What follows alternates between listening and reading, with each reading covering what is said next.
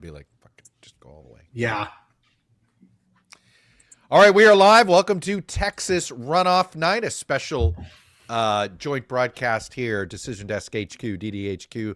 My friend Chris Cillizza of So What. I'm Chuck Todd of the Chuck ToddCast, and here we are. We promised you we're probably going to be with you just about, this is going to be your Tuesday night action, a Super Tuesday, if you will. And tonight, it's a runoff in just one state, but it feels a lot bigger than that, Mr. Cillizza. Everything's bigger in Texas, my friend. As my father-in-law used to say, if one is good, two is better. I've learned two things. One, I think I learned from Skelly. The other one I read in the Texas Tribune today that I will share with people who are tuning in. First of all, welcome. Thrilled. We try to do this virtually anytime there's a big primary night, which is basically every Tuesday going forward. Fact one that I think I learned from Skelly in Decision Desk HQ is this is the longest days between primary and runoff of any state.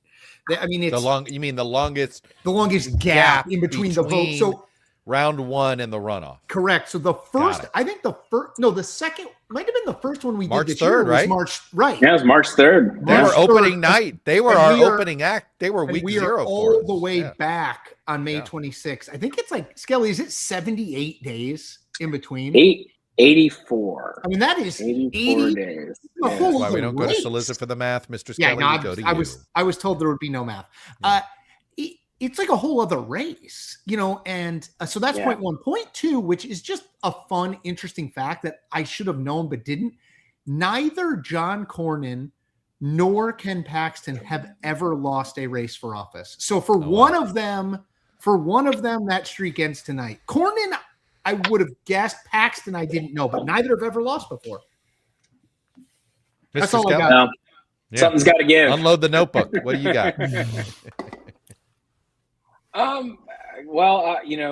Chris did mention that, Texas has this incredibly long runoff process. Right. But I think probably, obviously we're all watching the Republican primary, Republican runoff race. We even have actually a few votes. It looks like have just come in. Well, we can start. Let's put it up because you're going to see this map. Let's go through the rhythm of the night here of what's being reported. So obviously, give us the order of the votes that are likely to be counted. When were they cast? Yes. So most of the votes that are going to be reported over the next half hour or so and 40 minutes are going to be votes that were cast early. I suspect that those votes are more likely to be favorable to John Cornyn, relatively speaking, in the Republican Senate runoff. And again, that's because the perhaps more MAGA, diehard, more conservative Republican voters are somewhat more likely to vote on Election Day. I think for Cornyn, there's at least a chance that he is leading after we've gotten a fair amount of the early vote. But then the Election Day vote might swamp him. The pattern in round one was he was ahead and we kept waiting. Yeah. Well, as the Election Day vote comes in, we expect Paxton to overtake him. And of course, he never quite did that. And for people who forgot, since it was 84 days ago, Cornyn finished at 42, Paxton 40 and a half, and then Wesley Hunt, the congressman who, in an act of amazing political courage, I'm joking, decided to wade into the primary for Paxton minutes after Donald Trump endorsed Ken Paxton a week ago. Pretty brave. So anyway, Cornyn did lead, to Chuck's point. Cornyn did not a huge lead, but he did lead by 1.5 points when this initially happened. So if Cornyn's not leading the vote count, in the first hour here, obviously we're not calling anything until the statewide polls close at 9 p.m. in the western part of the state. But if he's not ahead before Election Day vote comes in, that's a really bad sign, right? Yeah, I mean, for what it's worth, we are expecting. I should note that we are expecting more early vote on the whole. So around 870,000 early votes, and then around a bit less than 500,000 on Election Day. That still ends up being more votes cast early than on Election Day. Might speak to I think somewhat lower turnout than what we saw. Yeah, definitely lower turnout, a lot lower turnout than what we saw in the first round, which might be good for Paxton. Historically, that's been good for the more conservative candidate, but we'll see. Let's bring in Jessica Taylor, who of course is the chief Senate editor, state Senate Gov, everything there. Look at that background. From That is like a professionally curated background. It is with Amy Walter. Jessica, how are you? Jessica Taylor, the Cook Report. How are you? Wait, we can't hear you. Oh no, are you on mute? Oh no, We've got an audio issue. We'll bring you back. We'll bring you back. Bring her back up. We'll fix that in the virtual green room there. Hey, Skelly, while we're waiting for Jess's audio, are we assuming that like Cornyn is going to run well in suburban Houston, Austin, San Antonio, Dallas? Like, is that, and then he has to run it up in those places because he's going to lose basically every rural county? Yes. Let's actually, just to your point there, let's bring up the first round vote just to sort of give people. While you're doing that, bring up that first round Jessica. map. That's great to do. Jessica Taylor, this is the round one Republican primary map of Paxton Cornyn here. Welcome to the program. So you do see him doing better in the Dallas proper, Austin area particularly, and somewhat better in Harris County, though the suburbs in Houston were definitely Paxton territory. Yeah. Sorry, Jessica. Welcome in. Thank you. No, I was listening to what you all were saying, and like my first thought is, I'm looking here, Dallas County.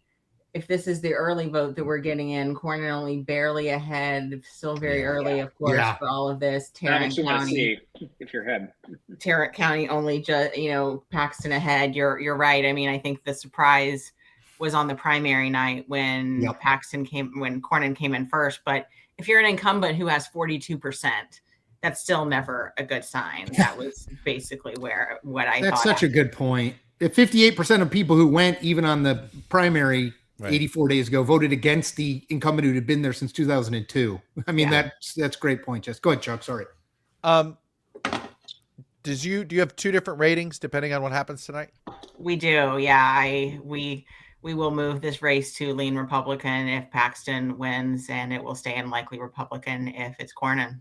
So you'd already that not an insignificant thing that you were already put it in likely and not solid. Yeah, I mean, I think that, Tallarico is obviously a good candidate. This is a bad environment for Republicans, but John Cornyn, I think, is still a solid enough candidate that if you are national Democrats, you look at this and say, is it worth spending this amount of money on someone who has outperformed in general elections before? I think they have cheaper, better races like Alaska, probably Iowa after next week if it's Turek. As well. So yeah, we've already said that we will shift the rating if that will happen. So if you're a Cook Political Report subscriber, you will get a text alert and a ratings change this evening when the race is called. So. And you should be a Cook Political Report with Amy Walters subscriber. Cookpolitical.com, correct, Jess? Is that the best way for people to find? Yep. Two things. I just want to make a point from the decision desk projection room. These are the really smart folks. I mean, Jeffrey's the face and smart, but these are the other smart folks involved. Just to the points you both were making. Tarrant County right now is Paxton plus 18. Dallas County is Cornyn plus 1. So oh my God, you never to say it's over before it's over. But as Jessica's colleague would say, I think I've seen enough. Yeah, Wasserman homage. That's and Tarrant County had to be a better Cornyn. Yeah, he has to win in every. He's got to win a place like Fort Worth. Got to win Fort Worth. Point, he's got to win all those places because he's going to get run in every rural county. I mean, for what it's worth, in the first round, he got about 45% in Tarrant, where Fort Worth is, and Paxton got 38%. Cornyn did. So, but if you're, right now it looks like he's getting a little bit less than that with about 2/3 of the vote in, and I don't think the trends are going to be necessarily moving in his direction. No, because that's early vote, right, Jeffrey? Yeah, yes, this is early vote. That's how we got so much. Yeah, because quickly. I was expecting there might be sort of like a Cornyn mirage that we talked to. We were exactly what we were all. Totally. I mean, we want to talk about. Talk about taking the wind out of a live stream, or anything you're doing. I think we all thought we were going to have a little Cornyn mirage for about an hour. Yeah, but this is not an encouraging sign for John Cornyn. This is going to be a quick night and the sun may not even go down. I'm on Washington Journal at 7:30, so the more sleep I can get, Yeah. better for that. Well, you may get a nice good night's sleep. We'll see what. For the folks watching, that if this does continue the way it's progressing, well, we got a lot of other races. There are we got a ton of other races. Kelly is the most professional TV person out of all of us, Chuck. Stay tuned. We're here not to waste your time. In the 35th district, we've got a Democratic candidate who's said a bunch of controversial and potentially anti-Semitic things, and whether she wins could matter to whether that race. I like the Texas Republican AG race. Yes, in case Jessica, you're wondering, talk about that very quickly because it's got a member strategist. The chief strategist from Mr. Paxton's world, Mr. Jeff Rowe, just sent me a quick text to say they think it's over themselves. Yeah. They're basically declaring victory. Jess, can you talk about that Texas AG Republican race? Because obviously Ken Paxton is the Republican Attorney General in Texas. He's vacating that job. Yeah. You have a member of Congress. Thank you, Jeffrey. You got a member of Congress. I brought that up, yeah. Yeah, I mean, I think I expected Chip Roy to be doing better here. I think when he first got in the race, I would have thought that he would have sort of been a front runner. He has the Cruz endorsement and things, but Mays Middleton comes from an oil and gas family. He's branded himself MAGA Middleton. Anytime you can have a little alliteration there, it certainly doesn't hurt. I think he's an up and comer in Texas politics. He sort of tried to position himself in that Paxton mold. I mean, remember, Chip Roy has gone against the president sometimes too. So, I mean, Trump did not weigh in on this contest.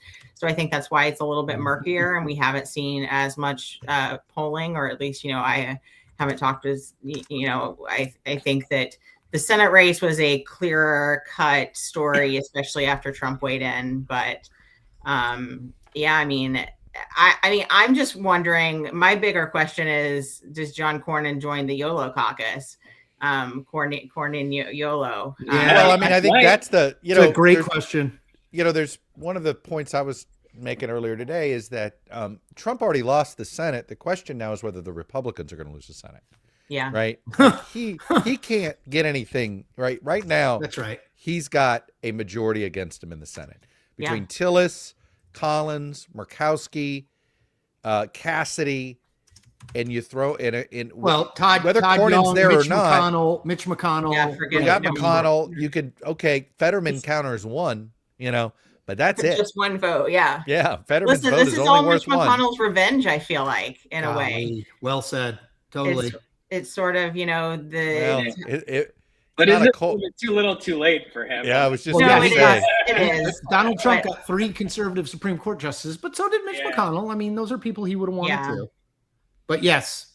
Hey, Jess, can I ask you a Texas Senate question that Chuck alluded to? You said if Paxton is the nominee, you're moving it to lean. If Cornyn is the nominee, you're keeping it at likely. Is there a scenario you see where did you consider moving it to toss up if Paxton is the nominee? Yeah, we talked about it. I still think, that the environment, if we're in like a D+5, D+6, D+7, if we're inching up there, certainly we rarely make like kind of a 2 jump in a way. I think putting it in lean right now is where we will have it. And let's see when the general election fully engages. I mean, they have a lot of things. James Tallarico hasn't really been hit on yet. So I want to kind of see how he performs once he gets money spent against him in that regards. But I mean, listen, I also think that, when the polling we're seeing too, I mean, Tallarico is at like 45. Like I want to see him get closer to where does he inch up closer to 50? Jessica, I'm glad you said that. One of the things that I've noticed happens in races that are like this, meaning you get an overperforming candidate in a state that party normally doesn't perform as well. And you'll see this candidate sit at 45 starting in April. Right. And the candidate is at 45 in August. And the candidate is at 45 in October. Yeah. It was 45-40 they were leading in April. It was 45-44 in August. Yeah. Suddenly it's 47-44 the incumbent party. And it's on either side of the aisle, right? When you see this, whether you're watching an overperforming candidate for Washington governor or an overperforming candidate for Colorado Senate, and that's I want to see Tallarico at 48, 49 consistently in different polling before I'll believe he can surpass the high water mark of 48 by Mr. O'Rourke. And I would say to Jessica's point too, is like, the truth is he really hasn't had any sustained money spent against him on a message. Now, does Paxton raise the money he needs? Probably not, but there will be super PAC money and national money spent.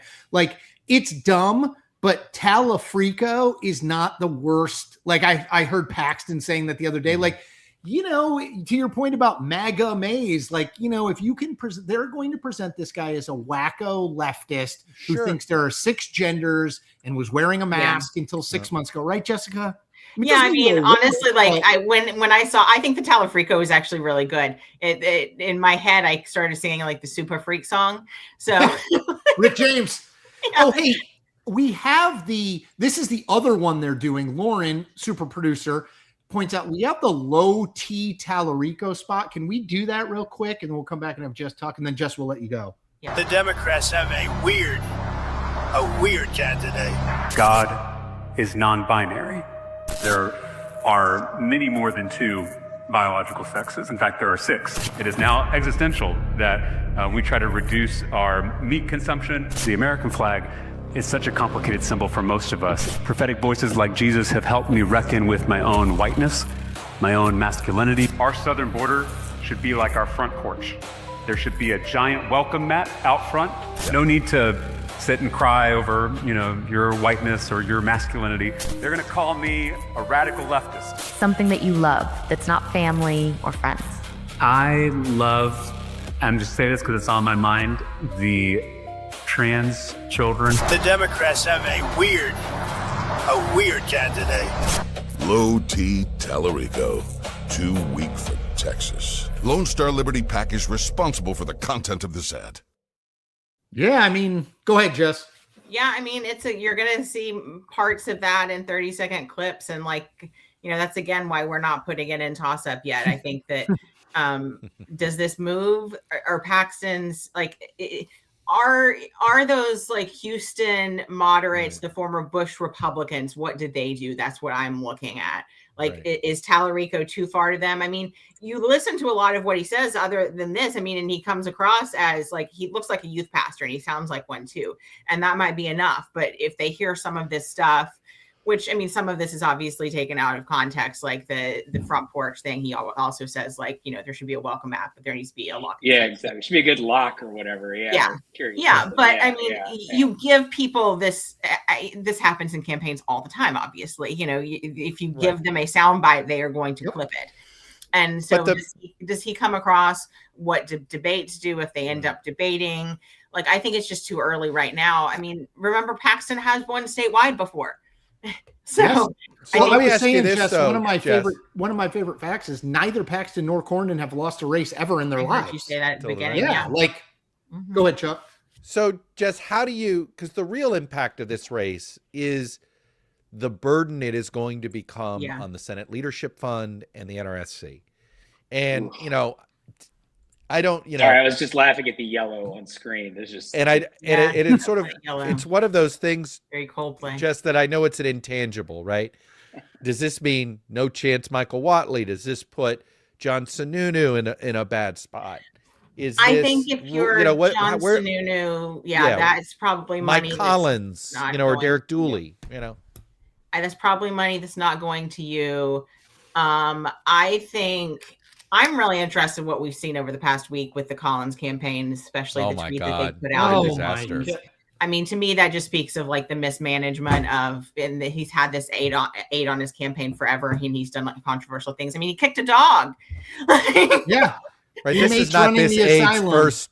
This is not this aide's first run-in with embarrassing his boss. If it's Collins, do they look at Georgia and say, "Listen, we've got better ones"? To me, Derek Dooley is kind of generic Republican. He is a creation of Kemp, and he's the closest thing to Kemp that you have. And so, will you see people get behind him? I'm watching, but I'm pretty sure Trump is not going to endorse Derek Dooley. That's the thing I think too. He's going to endorse Collins, so Collins wins that runoff. Yeah. Well, I mean, if And he then they endorsed back out of Paxton, if he Collins. endorsed Yeah. Paxton, why would he not endorse Collins? I know. You know what I That's mean? what I Like, think it's not too. like Collins is no more.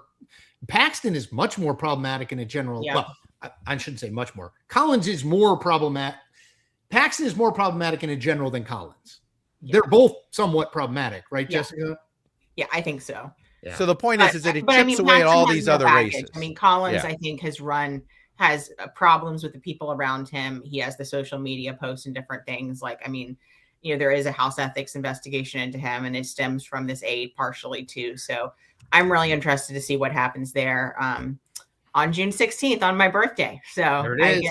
I get a Georgia and Alabama runoff for my birthday in 2 weeks. All right, so let's. Maybe. Jess We didn't know what else we could get you. Jess has to get up early, so watch her on C-SPAN tomorrow morning, 7:30, Washington Journal. Go to cookpolitical.com and subscribe. Trust us, it's worth your time. Jess, anything else other than thank you for joining us as always? No, I always enjoy this every Tuesday. We got a bit. Yeah, we'll see it. Well, look, let's do a quick preview. Next Tuesday we had Iowa Senate's the big one as far as your world in California Iowa governor, Senate, right? California Gov. I do Right? Gov as California well. Gov and Iowa Senate. Yeah. Yeah. Do you think Turek in Iowa? Hey man, probably? South Dakota governor, we could have a runoff in South You Dakota. could, yeah, for First time 35%. ever. Yeah, there Never could be. happened. It's never Yeah, happened. I think Turek is the favorite there. I mean, Okay. when you have almost $10 million being spent in your favor, Yeah. TV moves, especially in primary. So I do think Turek is the favorite there. Hey, So- by the way, none of us on this screen have been paid any money by Tom Steyer. No, that's true. But my God, can you imagine? Although we're being probably the guy the only people, Chuck. who took 400 grand? Yeah, it's Here's what I 400 think. grand? I think this is the problem that self-funding candidates have is they have these ads, they have themselves in these ads. I mean, look at Rick Jackson, how much he spent, and he still came in second last week. I think that there are diminishing returns when you spend your own money. David Trone faced this in Maryland. Oh my God. Can I just tell you, it's the best part of watching the advertisements right now between Trone and Amy Delaney. Oh my God, they're fantastic. This is a total sidebar if you live near us, but David Trone, whose family owns Total Wine, was a member of Congress, ran for the Senate, lost, is running again. But in his ads, the ads say re-elect David Trone. Like he's the incumbent. Yeah. Well, no, but it gets better.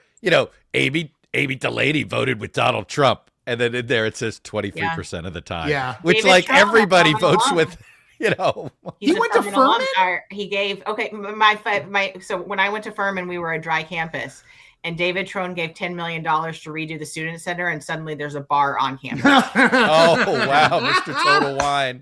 Supposedly they weren't linked, but that's why you watch our political coverage. You're not getting that kind of political analysis on Washington Journal. Yeah.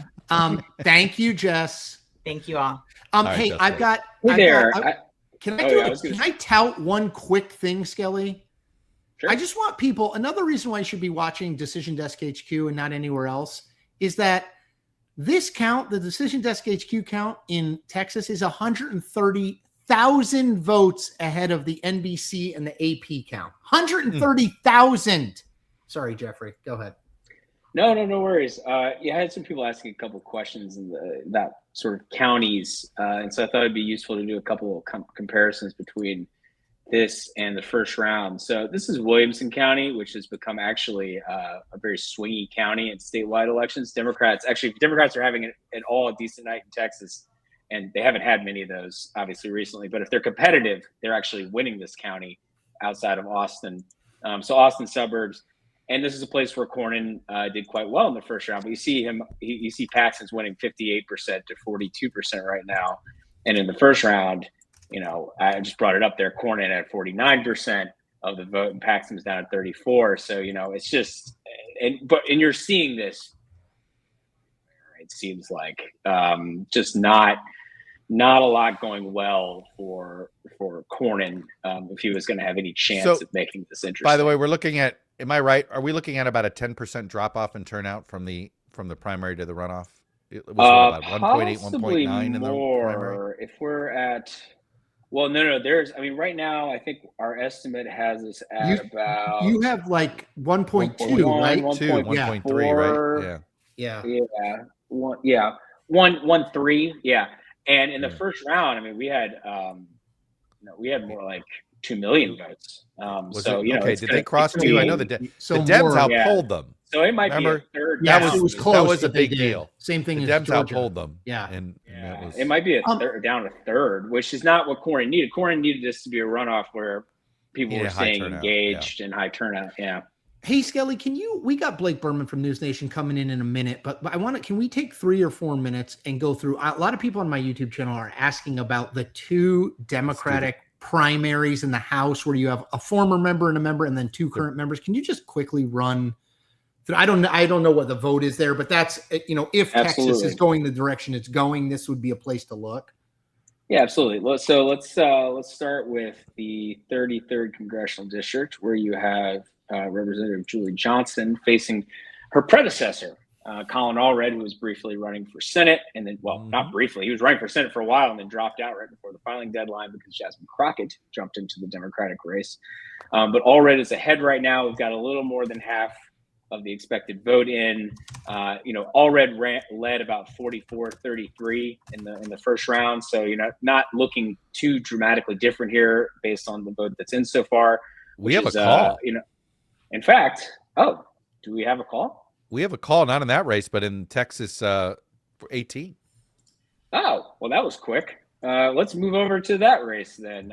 Give me 2 seconds, and I'll pull that one this up is too. where the boiler room is moving faster. Thanks. Well, hey, we just don't have as many. I mean, honestly, the big thing is we just don't have as many votes. So yes, we are in a position to project this race. The 18th congressional district, the incumbent versus incumbent race between Christian Menifee and Al Green. This was the other one we were going to talk about. Yeah. Yes, and Christian Menifee is dominating. This is in Houston, the Houston area. It's a seat that was redrawn to be about. It's basically, it has much of the black community in Houston in it. It's about 50% African American. And of course, Al Green is Mr. Kane shaking. His cane shaking his cane and walking out of the State of the Union is probably how most people know. Because Menifee only led. It was really tight by a couple points in the first round, but. Green maybe was doing better with some more marginal primary voters who didn't show up with no Senate race at the top of the ticket. By the way, it's just a cursory glance, but there's nothing really that close at the moment. Like everything is kind of, the closest race may be the Colin Allred House race at the moment. And by the way, just one quick note. Oh, actually, here's a good one. Menifee, which we have not talked. We have not talked about real quick. Al Green is 78. Christian Menifee is 38. So, if you're looking, we've talked a little bit about, Allred and Julie Johnson is less of an age thing, but this is clearly an age issue. But also, Menifee's only been in Congress since January, I think. He's not been there long. Al Green has been there for a while. But anyway, just as we talk about the generational differences thing. Yeah, and one other thing, I've noticed a few people being like, why aren't you guys projecting the Senate race yet? Part of the western El Paso corner of Texas, the polls close at 9:00 Eastern, so we will not be doing any projections. Oh, this would be right if there was. If it were all 8 o'clock in the, people are still voting. You can still vote for another 32 minutes. 30 minutes. Yeah. And Skelly, can we sneak one more in before Blake, which is Texas 35? I've got some people asking about. So because then actually I have to jump over to where Blake was. So that's amusingly, there are very few votes, and then I'll be back. It's just I was texting with him a little bit ago. Oh, okay. So Texas 35. So this is the newly drawn seat that's Republican leaning, sort of around the San Antonio area. And you have State Representative John Lujan facing Carlos de la Cruz, who is a veteran who is actually the brother of Monica de la Cruz, who is the congresswoman from the 15th district. De la Cruz has Trump's endorsement. However, Lujan is well known, is backed by Greg Abbott. So there's a little bit of a proxy conflict there. Interesting. And Lujan was stronger in Bexar County, which is right here. That's the Bexar County part. That's San Antonio. Is in Bexar County. And that was his strongest part in the first round. So the fact that we don't have votes in from a couple of these other peripheral counties, I would think De La Cruz might be doing better once we get a few more votes there. And then on the other side of the aisle, you have the kind of the race with the infamous. This is one that I think has gotten a lot of attention. Yes, it Yeah. has gotten a ton of attention, and rightfully so. If I can bring it up here, apologies for the slowness. But Democrats were worried about Maureen Galindo, who made a number of, frankly, anti-Semitic comments. She is trailing here in the early going to Johnny Garcia, who's a deputy sheriff in the Bexar County Sheriff's Office, and was the candidate that basically all Democrats in the aftermath of that stuff about Galindo coming out were all rallying to. So, and this is the one where Galindo has gotten like 900,000 in spending from this super PAC that it's not clear, but it's called probably Lead tied. Left. It's probably tied to Republicans, we think, probably right? tied to Republicans. Yeah. Yes. Yeah. But I mean, I know it's early, but at least those are, I mean, certainly on the Republican side, it's a close race. All right, let's bring Blake in. Yep. If we can. I know he's here. What's up, guys? There he is. Hey, Blake. How are you? How come you haven't called Texas yet? Oh, he left. Yeah, stop asking those questions. Did Skelly just skip out on us? He literally out. is replacing. Blake He dropped the hosts- casual. We've been texting and then skipped out and didn't even. He does say that. hi. He just kind of like disappears. He's very into. He's He the must have Irish some exit. Irish in him. Yeah, he must have some Irish in him. The Irish goodbye. Blake hosts the 6 p.m. hour on News Nation. Skelly's doing a TV hit. Of course, that's what he cares most about. Blake. First of all, thank you for doing this. Second, Of course. Chuck and I, I can't remember what it was. I think, Chuck, you'll remember, but I think it was the Illinois Senate race where the polling going in seemed to suggest Raja Krishnamurthy, but then very early in the night, the prediction markets really started to trend toward Juliana Stratton, the lieutenant governor, who wound up winning. And we were like, this will be an interesting test. Are the prediction markets right? And they were right. I looked at the prediction market this morning, Blake, for Paxton. I think it was Polymarket. Paxton, Cornyn. It was 96% Paxton. I know you do a fair amount of stuff with this. How do you? I mean, that now looks pretty Right. How do you manage that? Like, how do you? I continue to try to figure out how to put that in. I think we both pay attention to it now. I don't think you have a choice but to. But how do you factor it into what you do? Have you gone back and seen that race over time? In the prediction markets? Yeah. I have not. If you gave a 3-year-old 2 different color crayons and was like, draw a line from here to here, it would be, they would be like all intersecting each other. You know what I mean? Like, but by the time they got to point A and to point B, that's what that market has done. I think I try to go back and figure out how many times it's flipped.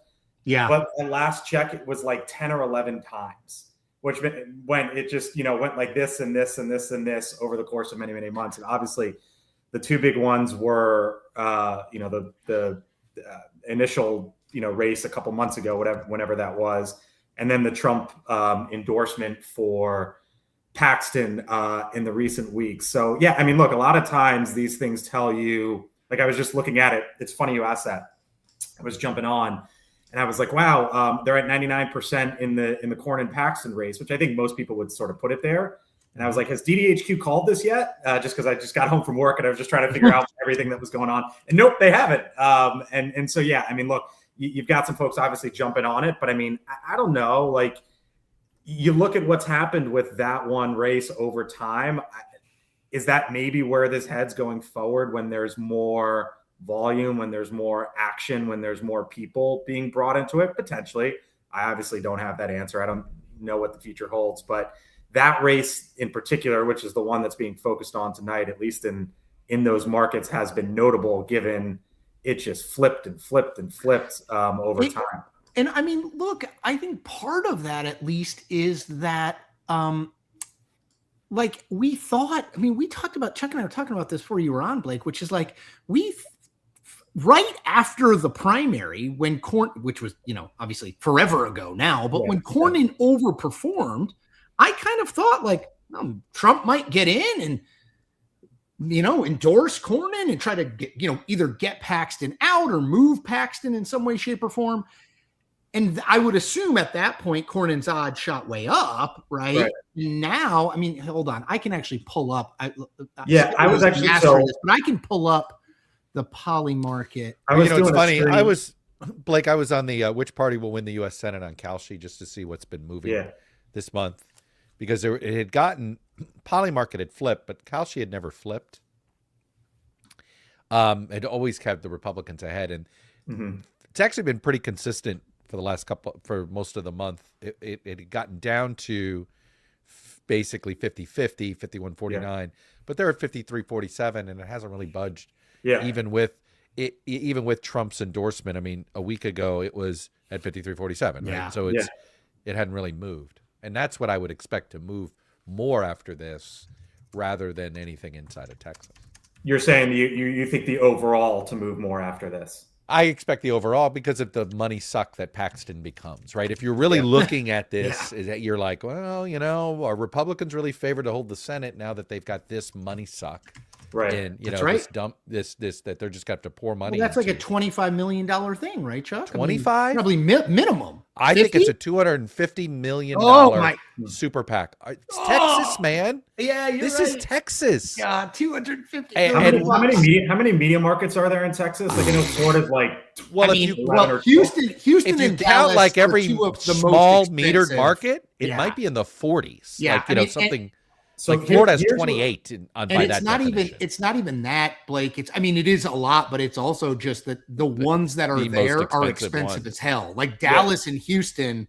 San Antonio is a little less, but Dallas and Houston, it's not New York and LA. It's pretty damn close. Yeah. So here's what's so remarkable about this race. Talking about the Cornyn Paxton one to me. I'll date myself here, but 20 years ago this month, I moved to one of those small towns in Texas to get my first ever TV job, Wichita Falls, which is on the Texas-Oklahoma border. So, totally. And at the time, you have to do a little Arkansas politics in there too. Right? There it is. Yeah. Wichita Falls, currently Paxton 62. So yep. What is it there? Let me 62-38. Okay. So kind of mirroring, right? Yep. But that was 20 years, and Cornyn was there, right? 20 years ago. And you think about sort of Texas politics back then, like, George Bush, the ultimate Texan, was president. I'm not sure if you guys have, but think about like Chip Roy, right? Like Chip Roy is the conservative Republican that you would like identify as sort of Texas Republican politics. And correct me if I'm wrong, but he's on right the edge, now. right? Yeah, right 57-43. Yeah, with 55% in. Doesn't look great. Yeah. And so if you think about just like how things, and I know 20 years is a long time, and I'm just dating this to my timeline, but just the way things have changed there. Look, Dan Patrick and Ken Paxton. Guess who was AG when he first ran for the U.S. Senate? John Cornyn. Right. Yes. Okay. You can watch these offices, right? When John Cornyn was AG, there was a Democratic lieutenant governor. Yep. Still, I believe. Bob Bullock, right? Yeah. Yeah. When he first ran. So George W. Bush's best friend in the legislature. The state has everything right now. You got Dan Patrick, Ken Paxton, It's so different, right? Greg Abbott. It's a different wing of the party. Even the guy who's beating Chip Roy Mays in the primary, he's totally just running as like I'll do what Donald Trump says. Do you know what I mean? Like by the way, I'm getting some questions very quickly. I just want to cover this. I'm getting some questions in my YouTube chat about people saying, what are the red counties for Cornyn? Like, where is he winning? Which ones are they? Look at, Panola, there's 1,000 votes there, right? Half in. So you figure it's going to be about 2,000 votes there. Dallas, we talked about this, but this is a big problem, obviously, for Cornyn, right, Chuck? 51-49. Gotta win bigger. I just look at Tarrant and I'm still just like, yeah. What happened? Yeah, totally, 100%. Yeah, it's and like Victoria, there's 600 votes. Now there'll be more, but none of these are big. For people who are wondering, none of these are big places. Dallas obviously is the big one, but he's winning 51-49. He's not winning, he's not winning 70-30. Blake, what do you make of it's funny. Chuck and I did our podcast today, and Chuck said he wasn't surprised. He was surprised that Trump decided to endorse, but not surprised that he decided to endorse Paxton. And I guess I was dumb enough to think that maybe Trump would be like, to Chuck's point, however much it's going to cost, it's going to be in the millions, and it's probably going to be in the tens minimum and probably hundreds of millions. I would think he'd be like, you know what? I'm just going to endorse Cornyn. It's fine. Like, who cares? But were you, because that was a week ago. It feels like a month ago, but that was a week ago. Did that surprise you? And what did it tell you about Trump?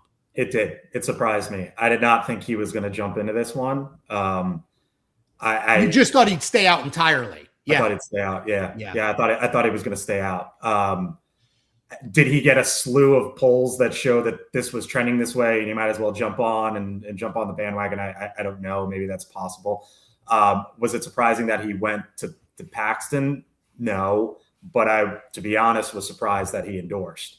I did not think that he was going to get involved in this. And as sort of, remember there were like a couple times where he was like, I'm going to. Yeah. Oh, totally. Or I don't know if the words were I'm going to, but the suggestion was that there would be news that he was going to do it, and then it never really came. And that, to be honest, sort of increased my, I don't think he's going to do it. Well, totally. And then by doing it, there's no upside for him. When he chose to do it was pretty much the only loser was him, because you're now creating an impossible situation with Cornyn now in the Senate. I think that's for 6 months story. That totally jams your agenda. And, I mean, you just created, I don't think he fully appreciated all the bitterness that the back-to-back notion of gutting Cassidy and Cornyn, like Cassidy, the conference would be like, well, he did vote to convict, right? Do you think Cornyn goes full?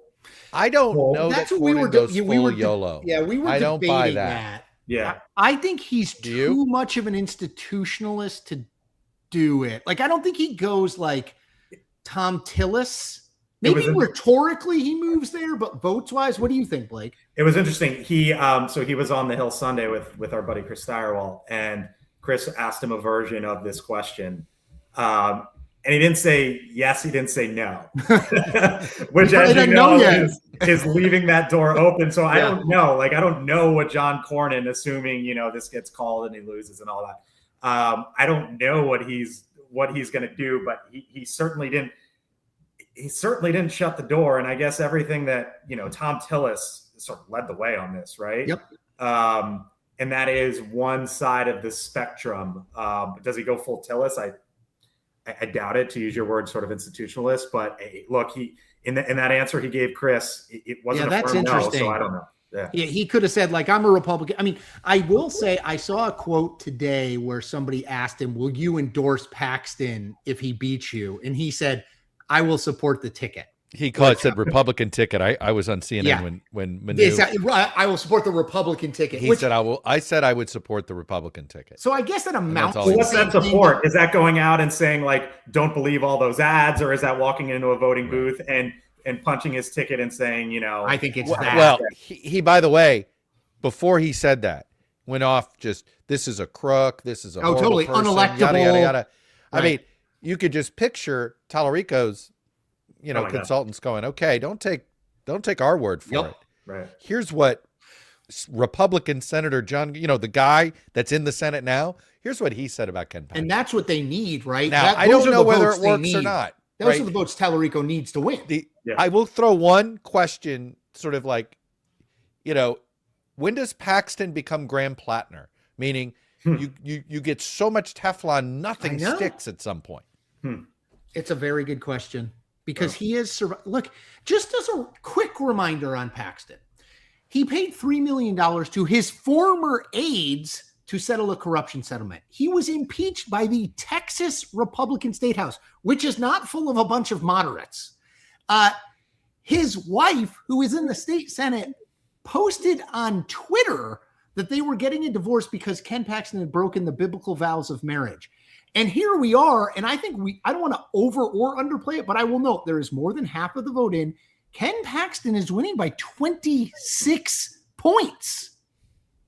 It's not particularly close at the moment. Now, there's plenty of vote out, all those things. But again, I do wonder, Blake, what do you make of that? Like, you get to like Graham Plattner, Donald Trump territory where it's the shoot someone in the middle of Fifth Avenue line. I was just about to say it's 8:45 on the dot, and at that note, I got to bounce. Okay, there you go. Go do your thing. Hey, but listen, but guys, I appreciate you. It's been fun. Thanks for having me on. Thanks, dude. All right, see you guys. Of course.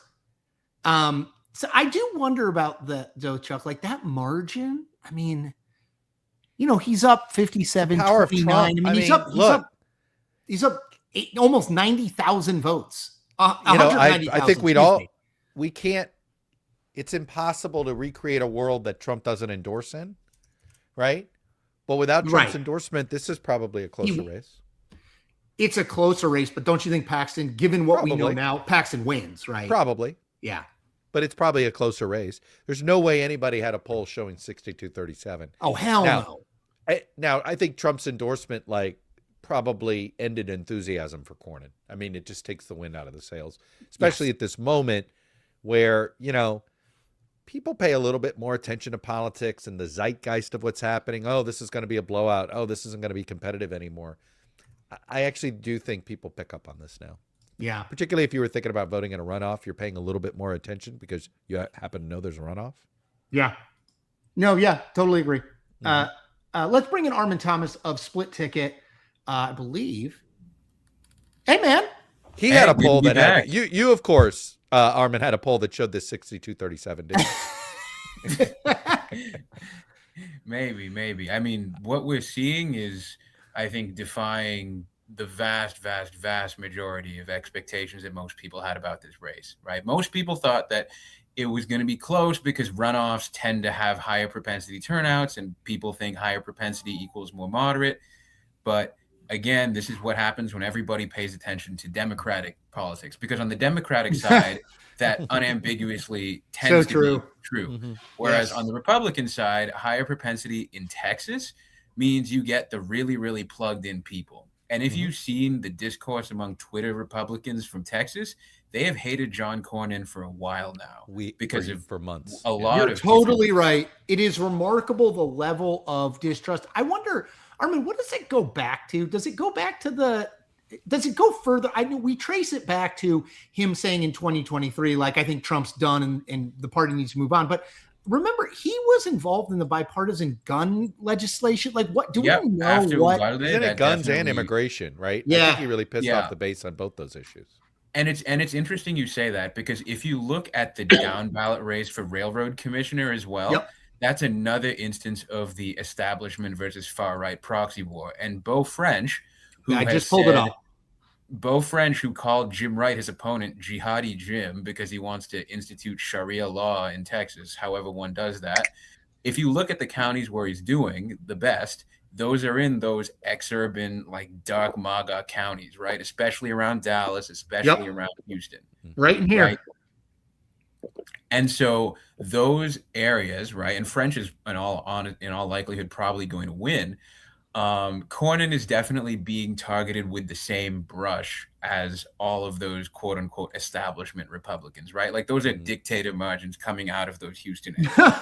Yeah. Kim Jong-un shooting an 18 on 18 holes. Skelly, you want to jump in? Welcome back.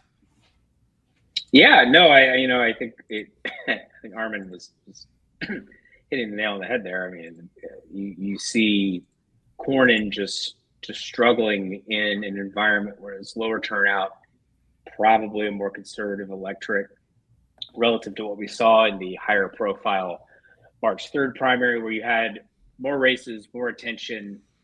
You also had the Democratic race that was garnering a lot of notice, and there may have even been some Republican voters who noticed the Democrats had this stuff going on and didn't like the candidates, and so they were like, well, maybe make sure to vote in the primary on the Republican side. And then clearly a lot of people did not show up who voted in that first round because, holy cow. Skelly, when you were off, we were just talking about, and Armin, do you guys look at this stuff really closely? Does this mean that when we look at this margin, it's 63-37 right now. I know 55% in, but does this mean that this was always going to be Paxton? Yes. I could have told you 3 months ago in a runoff, I would have picked Paxton to win by at least 10. Even if Trump endorsed Cornyn, I think Paxton would still win, right? If you remember in 2024, that would have been interesting, though.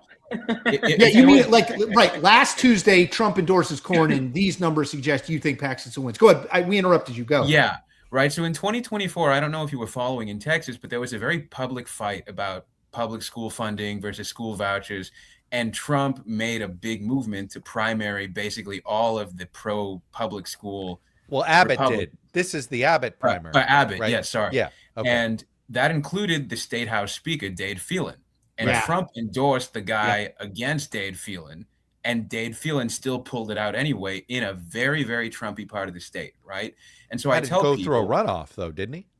I think it did. And I remember him. I think it did. And him surviving the runoff was a bit of a surprise, actually. And so what I've told people, right, is that Texas is not necessarily a state like Ohio or Florida or one of those places where Trump has completely remade the GOP's brand of anti-establishment, far-right Aryanism, right? Like Texas has been doing this whole right-wing insurgent thing for years now, right? Going all the way back to the Tea Party.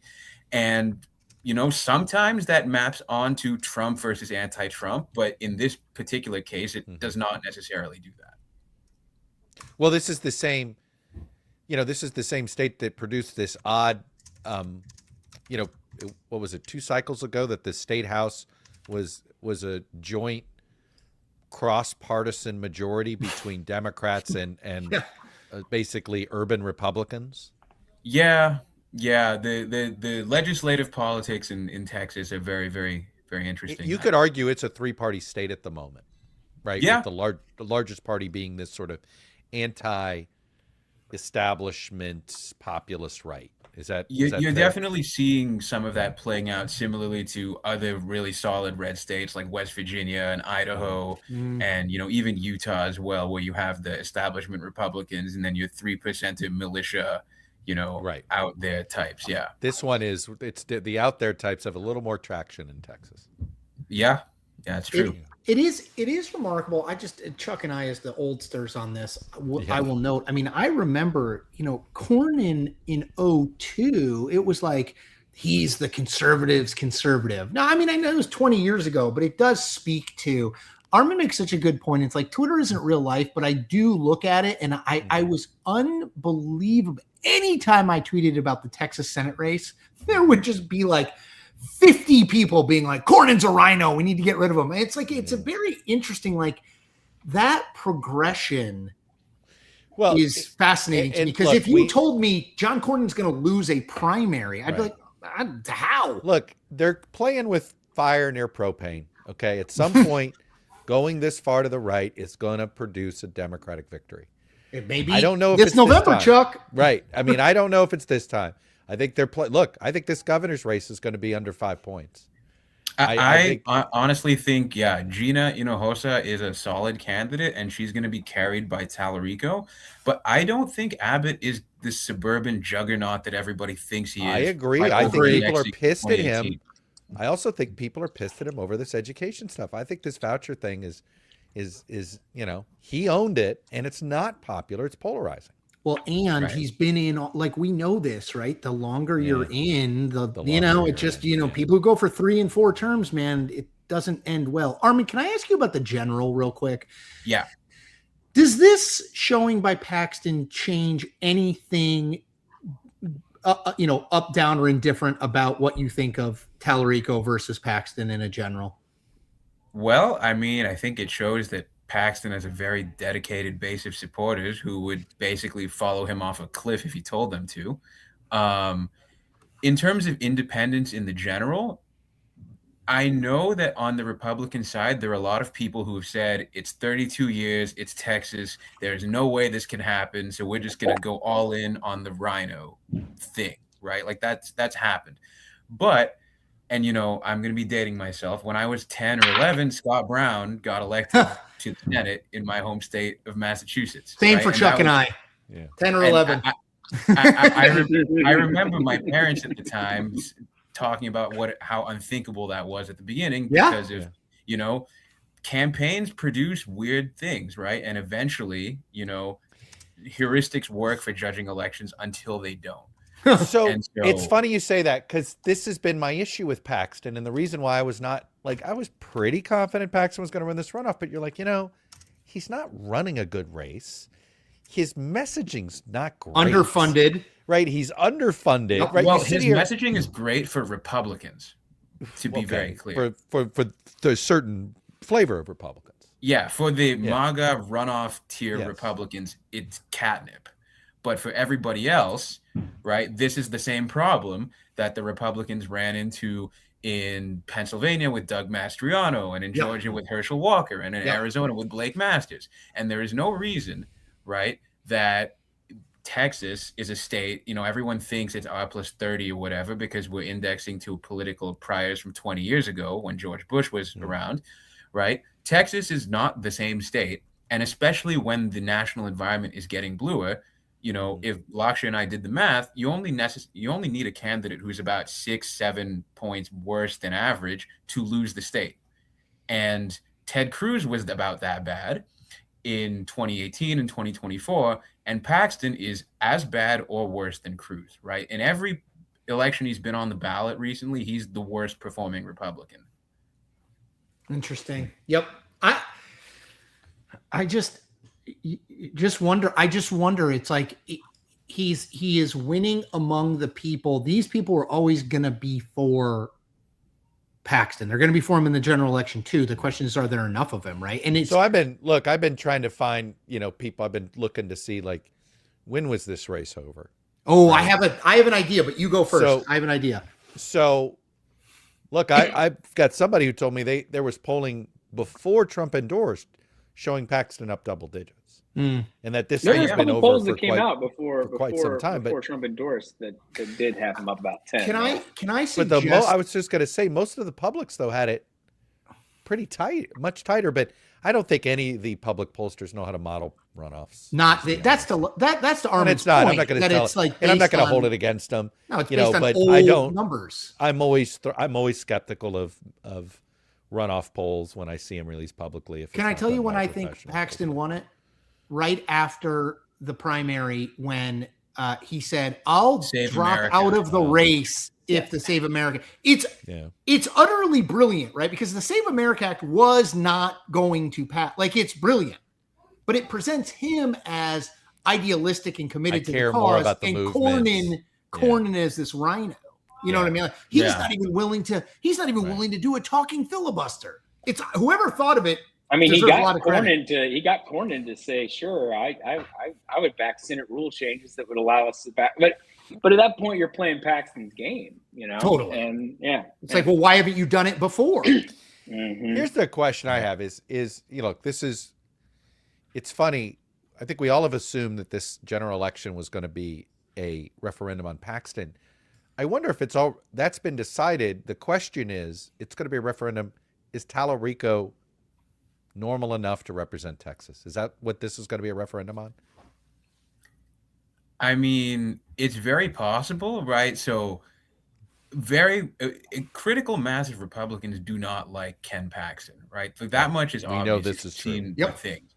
However, they're going to save themselves the shame and embarrassment of publicly backing a Democrat who they think is vegan or whatever, right? And who thinks God is non-binary and has 6 genders. So most people will either shut up about it and just quietly support Paxton, or they will, basically forget every negative thing that they've said about Paxton in the past before. Or they'll skip it. I don't think they vote for Tallarico, though. I think I don't necessarily think they would do that.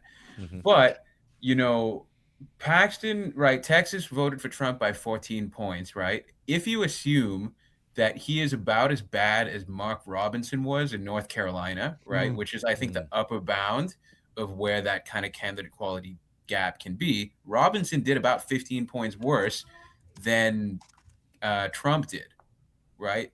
I see where you're going. That kind of candidate still puts it a heads-up delta race, right? Still makes it's very close. On its own, give you a toss-up race, regardless of how Tallarico does or whatever. And I'm sure he's a smart enough guy to know that he's going to have to apologize for some of the more liberal things that he has said in the past and whatnot. But that's campaign stuff that they can figure out. But the point is that this is evidently a competitive race for the Republicans that did not need to be a competitive one, but for the endorsement of Trump. Totally right. And we could have our first $1 billion Senate race. Yep. It's 9 o'clock. I know what that means. Mr. Skelly, you want to do the honors? Eastern, and we are in a position now to project that Ken Paxton will win the Republican primary runoff in Texas over John Cornyn. I zoomed in to Travis County here. Yeah, it's like extra cruel and unusual. You're going to show the one place he can it's win. It's like the one place that Cornyn is winning with majority that has a lot of votes, or with a clear, like a large majority, or at least, not a few tenths of a point. But yes, Paxton up 62% to 38% right now. This is a drubbing, I think, is the best way to sum it up. Yeah, Armin Thomas, that's the part of this is, could you have projected this massive victory? I would have, if you asked me beforehand, I would have said Paxton's going to win by 12, but not 25. Yeah. Totally. I totally agree. All right. Hey, I'm getting a lot of people on my YouTube asking where they can follow Armin. That's easy. Split Ticket. He was fantastic. Great Substack. Go check it out. Really smart. We've had Laksha Jain on as well. Really smart analysis there. Armin, thank you. We've loved it. Thank you so Good much. to have you, Armin. Of course, man. Be well. Thanks, Armin. It is amazing. Skelly, now that you're here, I can ask this because I didn't know before. We got 60% in. I mean, is there a world where this gets closer, or are we legit talking about an incumbent senator losing a runoff by 25 points? I mean, I don't think it's going to get closer. Okay. We know that Paxton is one. Paxton is one. I'm just asking about margin. Oh, sure. No. I know. I'm agreeing with you. I think, the problem is as we get some of these election day votes in, I have to imagine those would even be friendlier to Paxton. So who's to say that this isn't going to get closer to 30 by the time we get a little bit more in? Wow. Golly. Well, this is actually a good time to sneak in a break. So let's sneak in a break. That's right. We've got some advertising brought to you by Ethos. Brought to you by Ethos. And what Ethos does is it helps you find life insurance. Let me tell you why life insurance bailed me out. My father died when I was 16. We didn't have a lot of money when it happened. And we were in a pretty tough financial spot after it happened. I'm an only child. Suddenly my mother's single and we were struggling. And, my dad didn't leave us in the best financial situation, but he did make one purchase. He bought a life insurance policy. Wasn't a huge chunk of change. Okay. But it was enough when we found it. And when I say we found it, meaning we went through his desk and we found, oh, look at this. Let's see if there's anything here. And it helped us out at a time that we really needed it. And that's why I think it's important that if you can, especially if you have young children, if you can get life insurance, you should get it. So what does Ethos do? Well, Ethos makes getting life insurance fast and easy, and it's 100% online. You can get a quote in seconds, you can apply in minutes, and you can get same-day coverage. They will find you the right fit. There's no medical exam. You just answer a few simple health questions online. You can get up to $3 million in coverage, and some policies are as low as $30 a month. And you'll get your lowest rate from their network of trusted carriers. So take 10 minutes to get covered today with life insurance through Ethos. Get your free quote at ethos.com/Chuck. That's right. That is ethos.com/Chuck. Application times may vary and rates may vary. There you go. I tossed to myself. Todd. There you go. I should have double checked that I was tossing myself and at least let you know I was tossing to myself. The good news is I was watching to see, do we lose viewers or do we gain viewers during advertisement? We didn't lose viewers. So that's Chuck, good. that was you throwing to yourself was like Trump negotiating a deal with himself and the IRS. Right, but he'd never do something like that. Speaking of negotiating with a former position that I used to hold, let's bring in my friend and your friend, Kurt Beto, the editor-in-chief of the Hey. There it is. Hey, guys. Just in time. Kurt. Well, we were talking about the drubbing. I don't think anybody had a 25 to 30 point blowout. I mean, this is like watching the Knicks close out a series these days. Golly. How about a trigger warning there, Chuck, for the poor Cavs fans? Jeez. Sorry, Kurt, go ahead. You trade for James Harden, you're going to about get this while Game 5's going on right now between the Spurs and the Thunder. The real competitive battle for Texas right now going on in the KC. This is just an absolute drubbing. This is Assad numbers here. These are just incredible. And the whole time I'm thinking, second dictator Yes, by the way, Reference of the night. Armin said dictator-like performance. Yes. Yeah, we're just continuing that. I'm thinking right now about, when I was putting out the feelers earlier today, I put it at about over under 5.5. And this is why I'm not running sports books here. This is ridiculous. But I am thinking a lot about the headquarters of SLF and the NRSC tonight, and how they are going to try to square this this candidate here. I was looking at the statements that the NRSC put out. They're a greatest hits. Yeah. Why don't you read I some got of one them? pulled up right here. And Please do. This is right after Paxton jumped into the race, after the divorce became public.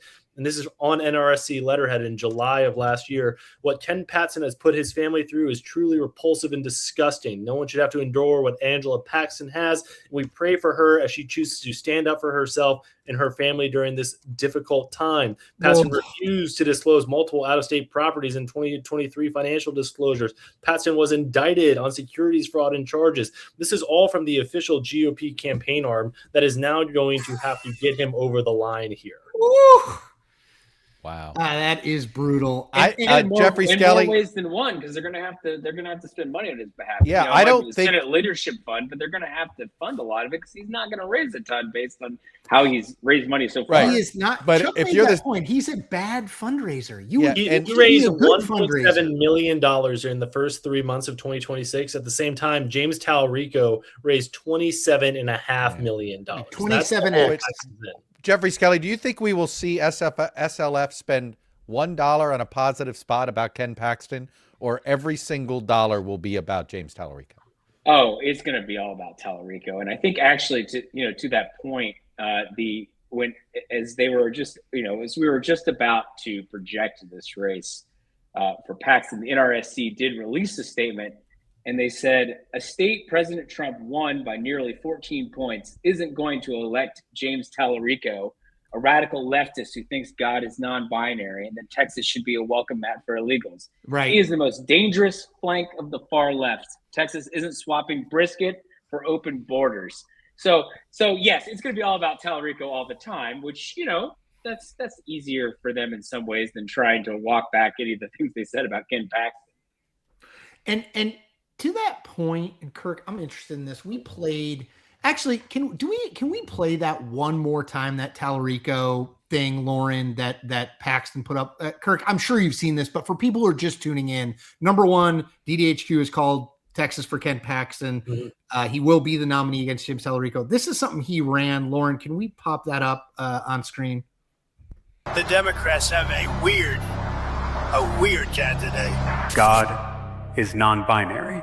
There are many more than two biological sexes. In fact, there are 6. It is now existential that we try to reduce our meat consumption. The American flag is such a complicated symbol for most of us. Prophetic voices like Jesus have helped me reckon with my own whiteness, my own masculinity. Our southern border should be like our front porch.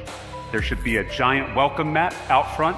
No need to sit and cry over, your whiteness or your masculinity. They're going to call me a radical leftist. Something that you love that's not family or friends. I love, I'm just saying this because it's on my mind, the trans children. The Democrats have a weird candidate. Low T Tallarico. Too weak for Texas. Lone Star Liberty PAC is responsible for the content of this ad. I know That I'm not is brutal. I know it's a brutal ad, but I actually think it loses steam by adding the low T Tallarico. I agree, because it comes out of nowhere. It comes Just out of finish with Trump nowhere. saying it's weird, Right, like finish with that. end with there, and this is the only. You could also picture how they blow this race. They throw so much at it where it starts to bounce off Tallarico because it becomes ridiculous. And you actually have a really good spot there. The low T takes away from it. It's stupid. Yeah, I agree. It's sort of like, But- well, is he weak or is he weird? But Kirk, I wouldn't do both. I guess I only wanted to run that again because Chuck is right. There are too many messages without question. But my point only from that is there's a fair amount of raw material there of James Tallarico talking on camera where you could paint him as sort of this pinko leftist, trans commie. What do you make of Chuck made the point, I don't know if you were listening. He said, we assume that this general would be a referendum on Paxton, which this is really thoughtful, I think. But what if it's a referendum on Tallarico, and is he too weird, to use Tim Walz and Donald Trump? Like, what do you make of that? Because that's a lot in Texas. Like, I know my in-laws who probably are not Ken Paxton people. They're not going to love anything that Tallarico said in that ad. Right. And I think the most effective part of that ad is using his own words against him here. And like a lot of things that Chuck says, I'm jealous that I didn't come up with them first. That this is going to be a referendum on Tallarico rather than Paxton. I think that's right. I think what's really interesting to see is, we're talking about, does SLF, the Republican aligned super PAC, put money in supporting Paxton instead of just going after Tallarico? I'm really interested to see what the Democratic national investment is going to be in Texas now that this is official. Like, what does SMP do? What does the DSCC do? Are their dollars better spent in Grand Platner in Maine as opposed to Tallarico? Obviously, Iowa, Alaska, a lot cheaper. Correct. So if you recall, you could do both of those easily. If you could do Iowa and Alaska for the price of Texas easily. Well, if you recall, in 22, so I think it was in 22, Schumer did a head fake with Florida, and SMP didn't spend any money in Florida, and he just, and left it alone. I mean, I will say this, they have shown SMP has shown sort of a cold-blooded look at this. I don't expect them to spend any money. I think Tallarico I think that's his own project, and I think he may be self-sufficient given the amount he's raising and the amount of attention he's going to get. That's what I'm saying here. Is that, well, it could be Amy McGrath meets. Remember, Beto didn't get any money from the SMP back in. I mean, 18. Jamie Harris. Like, here's the thing: if raising money wins you elections, Jamie Harrison would be in the U.S. Senate from South Carolina, right? I mean, that's Amy the McGrath issue. Is Tallarico that again? Amy McGrath from Kentucky. Amy McGrath would be running for a second term. Second term. Instead of losing a House primary that we covered last week on the live stream. Kirk, go ahead. I think beyond just the money that the National Republican apparatus is going to have to spend in here, I think the biggest story here is how many House seats this potentially puts on the board, how many state legislative seats this puts on the board here. I know we're watching Texas 35 tonight. That's kind of the on the bubble seat, the San Antonio based seat there, where a Paxton nomination could put that very squarely in play here, even after Republicans tried to redraw that in their favor. So I'm looking I'm so glad you brought the trickle down effect. We've been talking about the impact on, say, John Sununu's campaign in New Hampshire, Michael Whatley's campaign in North Carolina, Mike Collins, who's which are real, right? But the trickle down effect on House races, right? So not only will this cost more money for SLF, but this costs more money for the House Republican super PAC now on those races. Hey, just to jump in real quick to your point about the 35th district. Or south of around the San Antonio area, which has got both primaries we're watching tonight. We have a projection. In the 35th. This is great. This is a great transition here. I'm tossing it to congratulations. Good job, Kurt. We're professional. Yeah. So on the Democratic side, we have a projection. Johnny Garcia will defeat Maureen Galindo. That'd have been a nightmare. Yes. Democrats breathe a sigh of relief. For Democrats, yes. Galindo, if you missed this earlier, we were talking about her for a little bit. She made a number of extremely controversial and anti-Semitic comments regarding Israel, the influence of Jews, a lot of things that are sort of, we've heard these before, kinds of not in the original German. I mean, exactly. I'm sorry. That's the one time that phrase really works. Totally right. Yeah. So Democrats pretty much unified, like Democratic Party, machinery and groups and whatnot, all rallied to Garcia, who is running as a blue dog. He's running as a moderate. Galindo running much more as an out and out progressive. But you had figures like Alexandria Ocasio-Cortez coming in and endorsing Garcia in the aftermath of Galindo's comments. So I think Democrats are feeling like, well, we avoided one there. Oh, and obviously Johnny Garcia is their best chance to flip that seat. But as the night progresses, I don't know how you guys are projecting the Republican race there, but it's interesting there where Donald Trump endorsed Carlos de la Cruz, Greg Abbott endorsed John Lujan, the state legislator there. Yep. So I think that's an interesting dynamic. But of the races that are going to have the biggest impact and potentially have the biggest impact on control of the House with just how narrow everything is, with Ken Paxton's nomination, he's going to be dragging down whoever emerges from the Republican primary there, especially now that Johnny Garcia is the Democratic nominee. Yeah. I think that's a great point. I mean, that's the thing. We focus so much on the top, and even on the Senate impact on other races. But the in-state impact is huge. Yeah. And look, Abbott has a ton of money, and everybody wondered, is he going to be able to spend it all? Guess what? He's now going to have to spend a lot of it. 100%. He is going to have to spend a lot of money here. This is going to be, I think, Chuck, to your point, that this is going to be potentially $1 billion Senate race. But the Republicans that I was talking to this week, they were projecting that this Paxton nomination could cost the whole party apparatus writ large anywhere between $400 and $450 million. That was what I figured already. I wonder.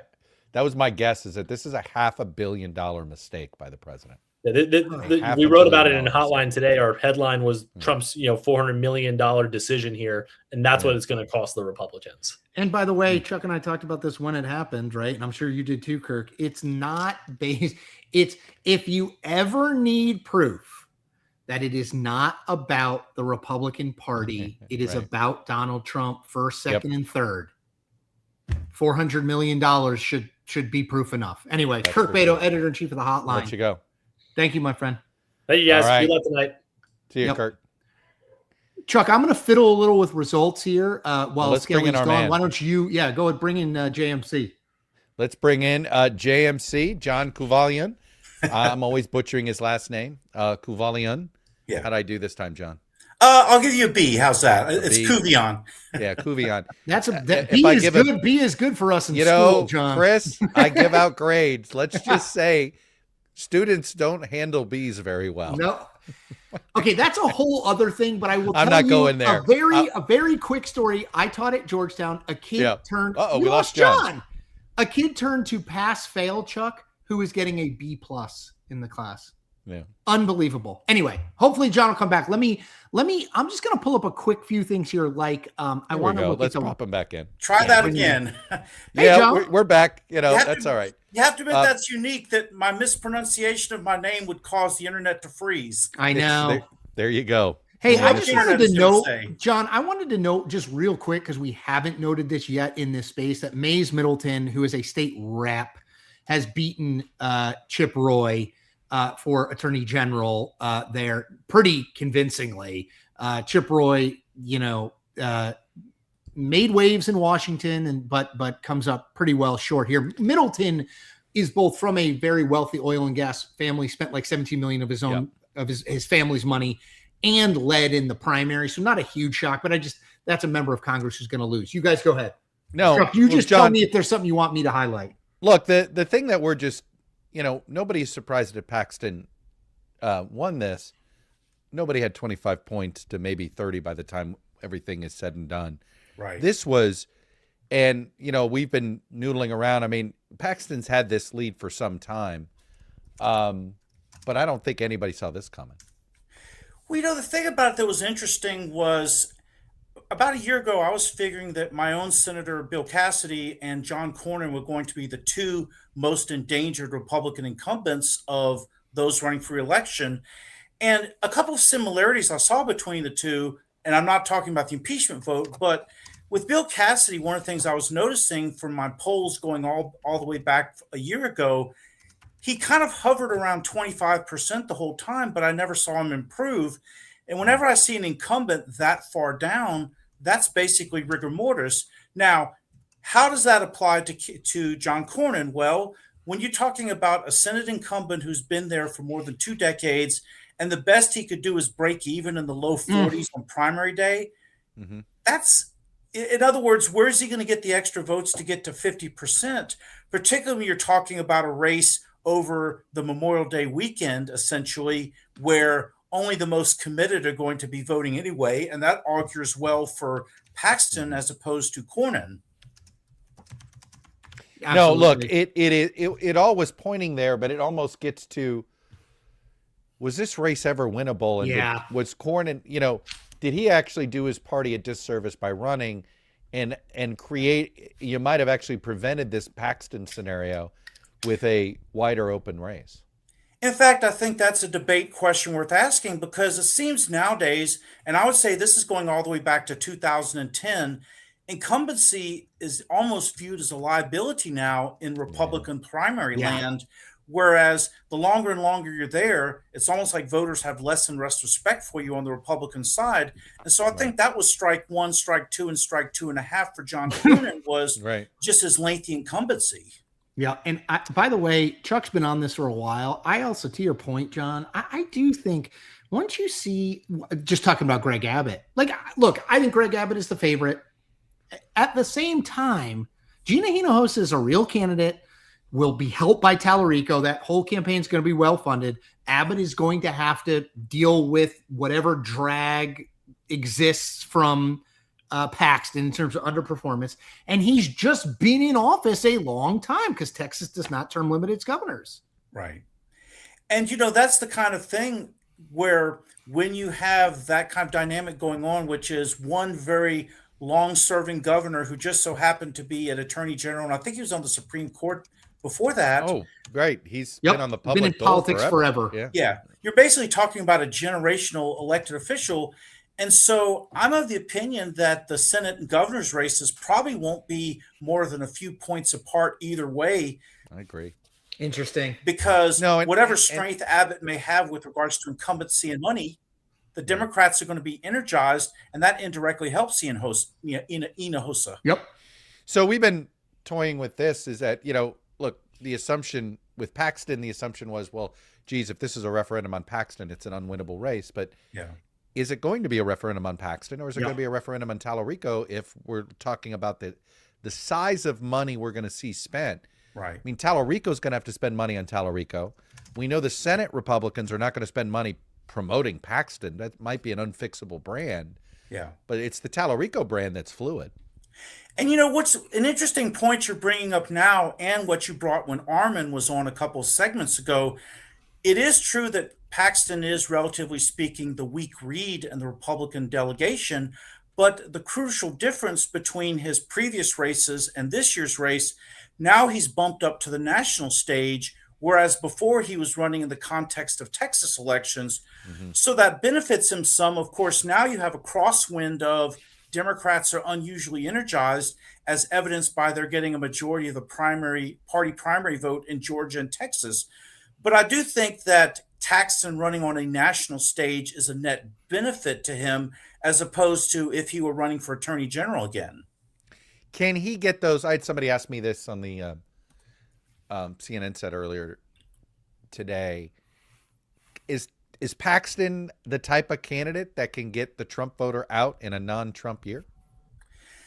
I think he can, because when you're talking about a midterm election, you're not talking about 20 to 25% turnout.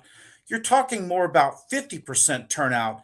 I think the bigger issue for Paxton, and by the way, I'll give you a historical analogy here, Clayton Williams versus Ann Richards back in 1990, where you had a Republican. Now, in the case of Clayton Williams, he started off far ahead, and he managed to blow his lead. This time, what you have is there are substantial doubts about whether Paxton can get across the finish line, but a 63%, and that's probably going to climb a few more points, but a 63% victory is certainly nothing to sneeze at, number one.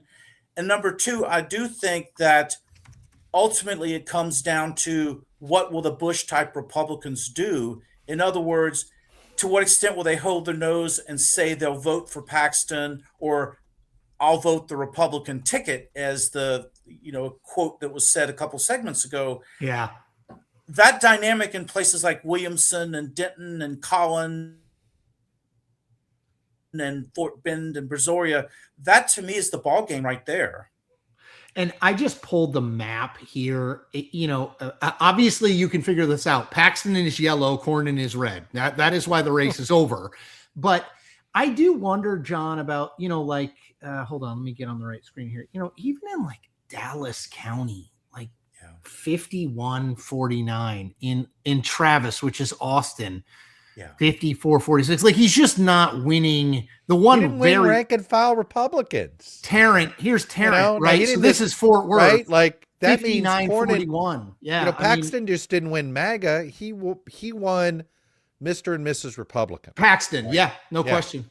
You don't win 63% Yeah. with winning just the MAGA base, right? Right.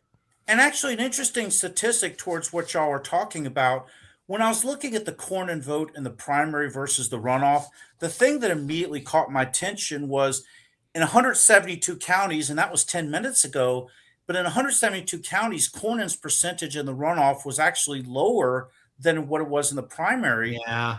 So basically, he got what he was going to get in the primary, number one, and number two, with this being a Memorial Day-esque election, that probably cost Cornyn a couple points. Well, I'm glad you point what you get what you're going to get, because this is my theory on the Tallarico poll numbers right now. Is that Tallarico's 45 is a very informed 45, and it's not much left for him to get. Versus if you look at those undecideds in the 45-44 matchups, 46-45 matchups with Paxton, that my guess is those folks have a higher view of Donald Trump than the average set of undecided voters. Yeah. Yep. And what's interesting about that is not just what Tallarico is getting now, but if basically that's a ceiling, kind of like what we saw happen in the J.D. Vance race against Tim Ryan, where it was always 44-45. Tim Ryan was starting in the mid to upper 40s. Yeah. That was great in May, but it stayed that way throughout the summer and fall. And so and the other thing too about Tallarico is you figure that everything bad and negative that has been said about Ken Paxton has already been said. But the one thing about Tallarico is now that it's a clear mono-a-mono race, what gimmick will he have relative to what Beto O'Rourke did in 2018? In other words, is he going to go visit all counties? Is he going to do, let's say, work days like Bob Graham used to? In other words, what's his shtick that'll enable him to go above that 45%? What you're saying is you're saying he needs a shtick. Very much. Yeah. And it can't be, and we've talked about this, it can't be the character that tomorrow morning Republicans will begin to make of him, right? Which is this, God has 6 genders, I love trans kids, et cetera, et cetera. Like, he is going to face an absolute wall of advertising, because let's be honest, what's the positive Ken Paxton message? Right? Like, where do you go to like make it? They're not going to rehabilitate Ken Paxton. I think they're just going to try to destroy Tallarico, right? 90% destroy Tallarico, although it wouldn't hurt Paxton if, let's pretend, he does some sorrowful ad of him on the front porch talking vaguely of things he's done in his previous life that he's not proud of. We'll see if he's capable of that. In other words, you not do it. to let yourself Too now Trumpian. instead of Too late Trumpian. October. Yeah. Hey, John, while we have you here, I did not prep you for this, and if you don't have the numbers, just say it. But my feeling is South Carolina Republicans today in the state Senate, let's forget the arguments about whether it's right or wrong to have this remap. The real reason to reject this map is it actually it's actually bad for Republicans, not necessarily good for them as far as holding multiple House seats. That's at least my read of this, and I know it's the read of some in South Carolina. I'm just curious what you were watching in those numbers as they were messing around with these maps in South Carolina. Well, it's funny you mention that, because you have a similar dynamic going on in Louisiana, although in our case, 6-0 is pretty much not going to happen, because the challenge you have in Louisiana, just like what you would in South Carolina, when you have an identifiable Democratic voting bloc that is, say, in the 40 to 45% range, and you have more than several congressmen, the question is, which Republican is going to take on all those Democratic votes? Right. Large chunks of Charleston and Columbia and they couldn't figure out how to draw districts that were going to somehow make it a 7. And again, just to John's point, like in a state like Louisiana, the geography of the state matters. Like there are just not ways sometimes to make the lines connect, literally. Correct. And plus, in our case, not only do we have the geographic constraint, which is, the New Orleans area disproportionately has more of a Democratic feel to it, but the other half of the equation is one of the congressmen representing the New Orleans area is Steve Scalise, who of course is high up the food Right. chain. Yeah, And you the don't wanna mess question that then up. becomes, Yeah. would he necessarily want to have to spend, 10, 20, whatever $1 million to defend his seat? The answer to that, John, is no. We already know that answer. And that's the risk of when you try to go too far in, this Now, this 7-0 has been- or 6-0 type of configuration. I mean, this is where somebody in the Trump political department needs to read a history of the 1991 reapportionment and understand actually how this was a net positive for the Republican Party, not a net negative. But, Mhm. Anyway, Hey, JMC, thank you as always. good to see you, John. Yep. We've missed you in the last couple live streams. Glad to have you. Yeah, love having John. Glad to be back. All right, good man. We'll see you next week, I hope. I want to note one thing here, and Skelly, thank you for being back. You may want to grab this, but I just before Gab, we are going to bring in we hope Gabby Barenbaum from the Texas Tribune, great reporter at a great place. I just want to note while my screen is still being shared, I just want to pull up the Texas Railroad Commissioner race, which is actually very interesting. Now, first of all, the Railroad Commissioner does not oversee the railroad. They oversee the oil and gas industry. They're hugely powerful, hugely powerful. The person who is winning now, this is close, right? Beau French. I think Lauren has some Beau French sound. Let's just play that real quick. I'm Beau French. You might know me because for the last 2 years, I've been the chairman of the Republican Party in the largest red county in America. I've been the leading elected official in Texas defending our culture against the invasion of radical Islam. And this battle has led me to run for the Texas Railroad Commission. Our state has been reliant on foreign Islamic countries for energy to power our schools and hospitals. This is dangerous. Texas has abundant oil, uranium, lithium, and more, all critical minerals to our mission for Texas energy independence. Texas energy should begin and end in our state, and we should never place our safety in the hands of foreign nationals whose way of life contradicts our own. The Texas miracle is your birthright. My opponent wants to give it away to foreign adversaries for nothing. We need someone who is dedicated to the America First agenda governing this industry. This industry is too critical to our national defense. We need someone who will never back down to radical Islam. And that's why I'm running. Support me for Texas Railroad Commissioner.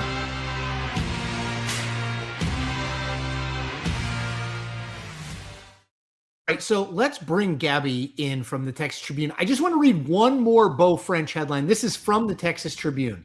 Kayla Guo, I hope I'm saying her name right. Guo. Guo. Yeah. Thank you. Beau French spoke at CPAC in March. I'm just going to read you the first paragraph from the Texas Tribune story. Beau French, a Republican candidate for Texas Railroad Commissioner on Friday, said Republicans should more openly embrace Islamophobia and called on the U.S. to deport 100 million people, nearly a third of the country's population. Hi, Gabby. Hey, I already knew where you were going the minute you said quote from CPAC. Yeah, this is Railroad Commissioner underratedly interesting race here. And the Democratic candidate on the other side, John Rosenthal, is like a pretty normie. He's an engineer, state rep from Houston. And so if Beau French advances, this could, I think, seriously be one to watch, especially if the Senate race is close and if Talarico's a rising tide that lifts all boats. I would keep an eye on this one for sure. Well, it's been since 1994 since Democrats have elected anybody statewide to anything, and it was Gary Morrow back at Land Commissioner. Sounds like, Gabby, you think with all the stars are aligning here, there's got to be one statewide race Democrats break through, given that it looks like this board is as playable as they've had it, frankly, since, I guess, 2002. I mean, I think it's their best shot, certainly since 2018, and maybe all the way back. It's still Texas, right? I mean, I think the Republicans are favored in every race. I think that's important to say. I did see Cook moved their model from likely to lean Republican now that Paxton is in there, so that's meaningful. But I certainly think if you're a Democrat, if you're James Talarico, like this is probably the ideal outcome that you were hoping for. Gabby, I'll pull up the Senate election. I just wanted to note, Railroad Commissioner on the Republican side not called yet, but I mean, it's trending. Look, it's the closest race left. Yeah, So let me pull up Texas Senate here, Gabby. We've asked everybody this, but you're there, or you're closer to all of this. Are you surprised I mean, this is a technical term. This is a gigantic ass whipping. I mean, it's just there's just no other way to put it. Right? I mean, does that surprise you that it's this big a margin? Did you expect Paxton? If we said 2 days ago Gabby was going to win, what would you have said? And then what do you make of this margin? I'm definitely a little surprised. I thought he was going to win by like 10. I thought that the early vote looked decent for Cornyn. The fact that there was like strong early vote turnout in the urban counties where Cornyn did well in the primary, I thought maybe that was an indicator that it would, Paxton would still win because of just how runoffs favor the more conservative candidate, that the Hunt voters were going to break for him, the Trump endorsement, et cetera. But I think this is, truly puts it to bed. And this is what I guess I shouldn't have been surprised. This is what Ken Paxton does. This is what he did against George P. Bush in 2022. In that runoff, I mean, runoff electorates are really his bread and butter and made for him. And I think just even the vote shifts in the urban counties, like if you look at, Tarrant, Denton, Dallas, I mean, it's at Bear. It's pretty crazy how much it shifted towards Paxton. Gabby Birnbaum of Texas Tribune, you just sort of hinted at it. This is what Paxton does. Yeah. Okay. Explain the hold. What is it? Is it the hold that a pastor has over a congregation? Is it something else? What is the connection? He clearly has a connection here. Yeah. The voters have said, you know what? This guy may be all the things you say he is, but like the same way that we see this nationally with Trump, you know what? Yeah, you may not like him, but you know what? He's my a-hole, and that's why I like him. I don't like him. You know what I mean? Like there's always been, is that what it is? What is it about? What's the core connection Paxton has that keeps, look, he's now beaten the Bush family and essentially the rest of the establishment wing of the party tonight. Yeah, I mean, I think it's not dissimilar to Trump. I mean, I think Trump sort of made that clear when he endorsed him, that Paxton, he feels like has gotten a raw deal, right? That, Paxton's been under indictment. He was impeached by the Texas House, which, Republican majority, not dissimilar, right? I mean, obviously it was Democratic majority that impeached Trump, but you can see the parallels there very clearly. He's had legal troubles. He's been accused of, cheating on his wife.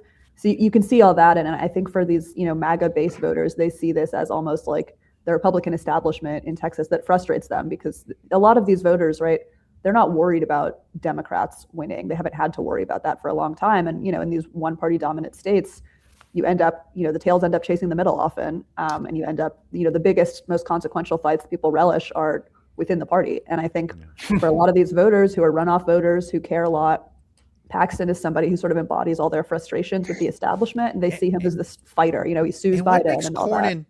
So is it just he's been around too long? I mean, one of our last guests said, it's as simple as, these voters love to vote out incumbents. And if you're an incumbent, we want to vote you out. Yeah, I mean, Cornyn's not the first. He's certainly the biggest, right? I think of this cycle, and in Texas recently, Senator Cornyn, he's been there for a really long time. I mean, some people associate him with the Bush era, which is sort of, increasingly a dirty word in Texas, believe it or not, right? Amazing. Yeah, he's not, he doesn't scream and yell. He's, much more quiet, sort of even-keeled, staid guy. He's a behind-the-scenes guy. He's really well liked in the Senate, right? I mean, his Senate Republican colleagues, which accrues not to his benefit, by the way. Right. Being well liked in the Senate is the worst thing that you could be. Yeah, I was just going to say that's a negative, but yeah. Right. And people, I mean, it's not unusual to like run against Washington, right? But it feels like especially high-pitched this cycle, and I think for Cornyn, to a lot of people, represents Washington and the establishment and insiders and everything they kind of are frustrated by. Hey, Gabby, are we underestimating Ken Paxton? It feels like Ken Paxton. I started off the whole live stream just noting that before tonight, neither Ken Paxton nor John Cornyn had ever lost a race. Obviously, John Cornyn has now lost a race in pretty convincing fashion. But Ken Paxton wins. Now, I know he's a Republican. It's Texas. I know all of those things. But are we going to wind up on November 4th with, Paxton 54, Tallarico 46, and say, oh, we thought it might have been a thing, but actually, like, he is Trumpian in that regard, that like a coalition exists for him. Like, what is your impression of, we know obviously a runoff electorate in Texas loves Ken Paxton and hates John Cornyn, right?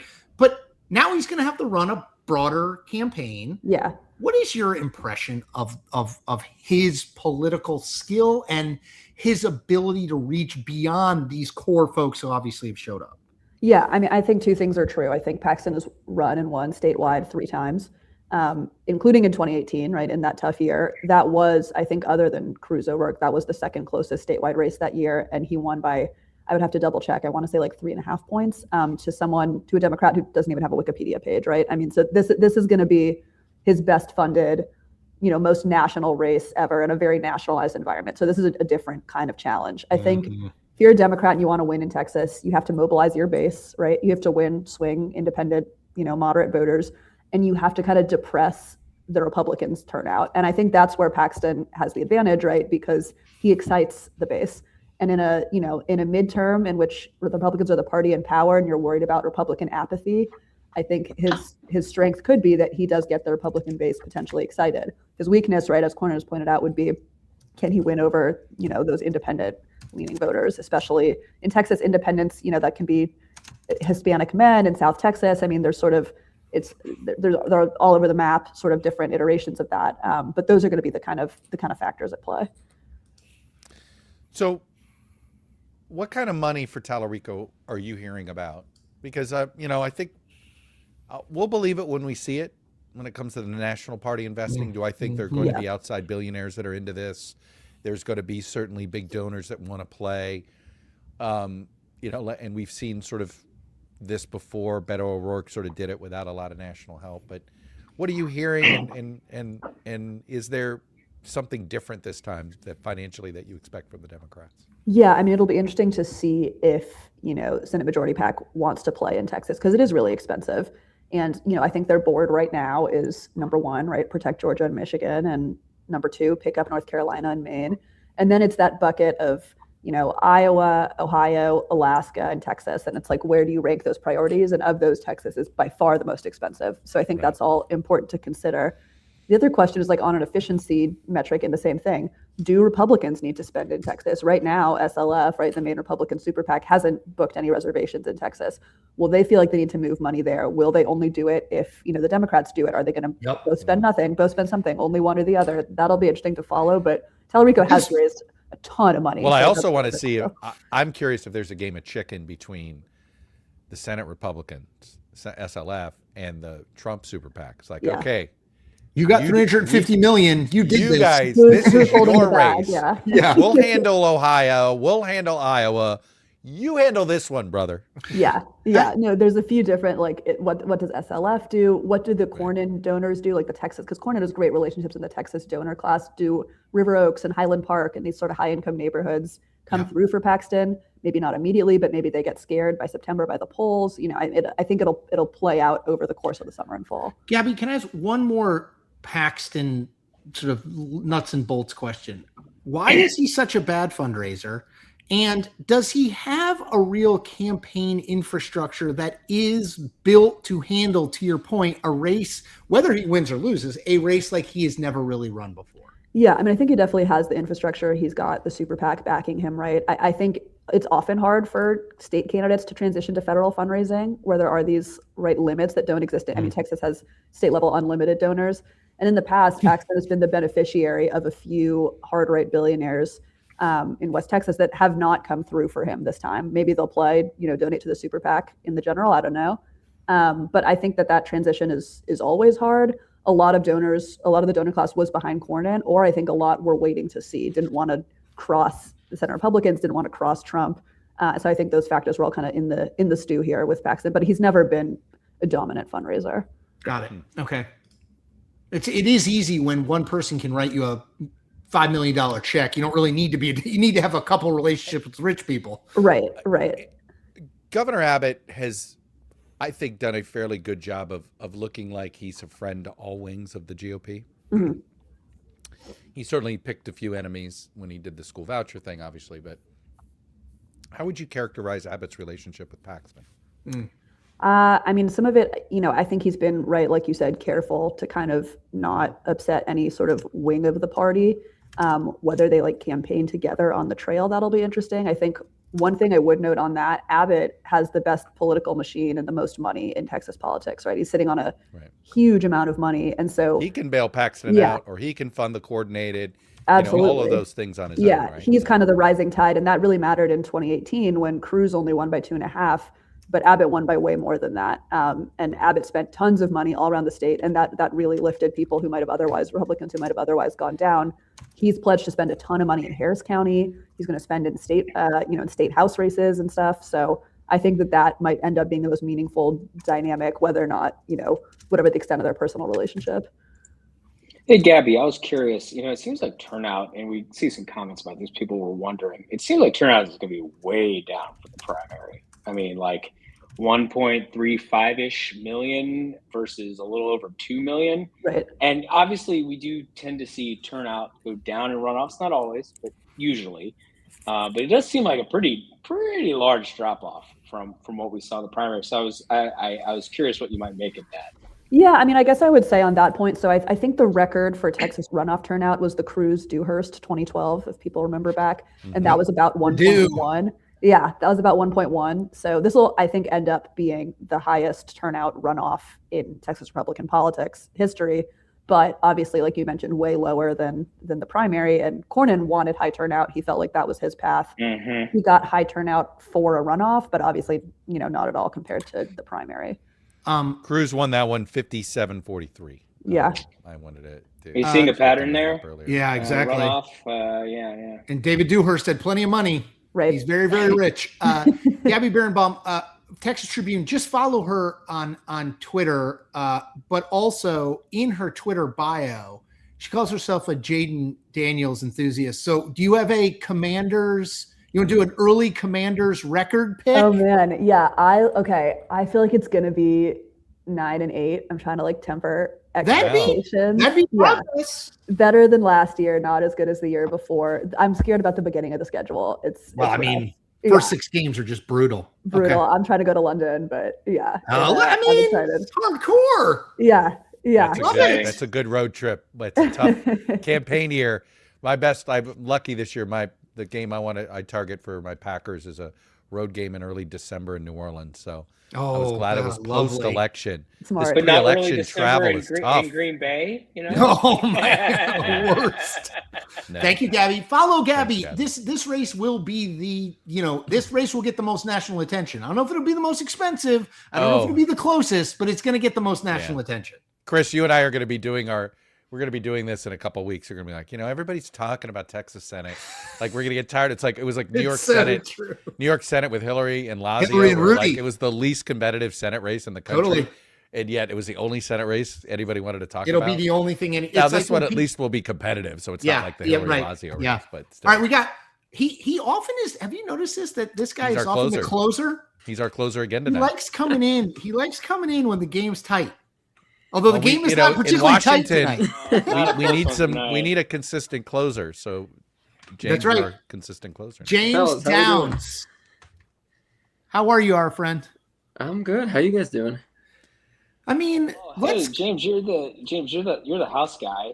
Everything's called except 2 races. Let's do house because they're not called. Yeah, we got 2 not called. Why don't we start with the 35th district, where we do know that Johnny Garcia has been projected as the Democratic nominee. This is sort of I would say the most notable, outstanding uncalled is the Republican side. Carlos de la Cruz is up about 9 points on State Representative John Lujan, but a lot of votes left. And I guess Democrats avoided maybe a huge own goal in this district, but it was already going to be a tough one for them to compete in.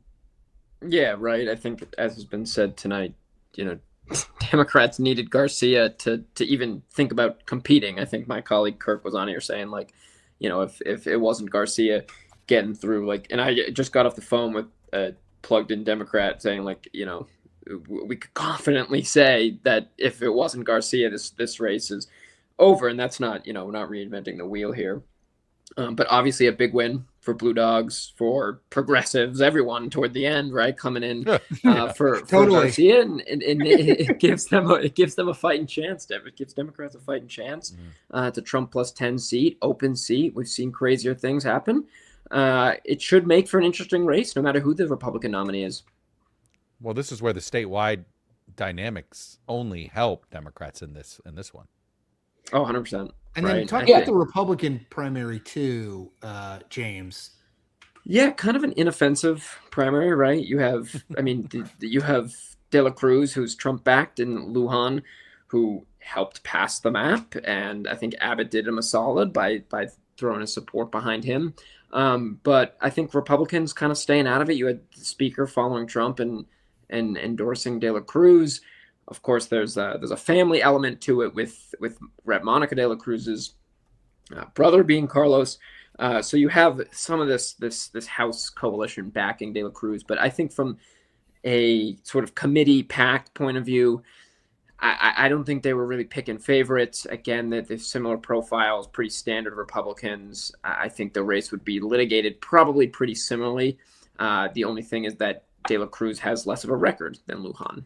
Lujan being a state legislator. Can we just jump to 33? Let's jump all to the red, because I don't think that one is current. I don't think it's called yet. Former versus current. So Colin Allred, former NFL linebacker, right? Linebacker.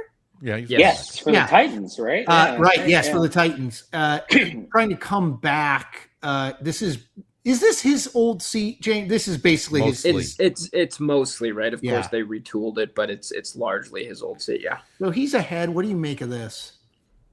I mean, there's still a lot of votes outstanding. By the way, we've been sitting on 56 for a while. Yeah, it's been we like have this not for had a a long drop time. in a long time. There's something up. And in this is. I don't know if we anyway. mentioned this. This is Dallas area for people who are But it's not all Dallas County. I No. believe.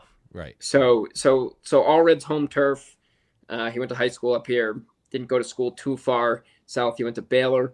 So obviously a familiar face in the area. I mean, again, we're waiting on a drop to come out, but I mean, look at those numbers. There's just not a lot of votes cast at all. I'm not too surprised, right? I think Allred has that name ID. He was flush with cash from his Senate runs.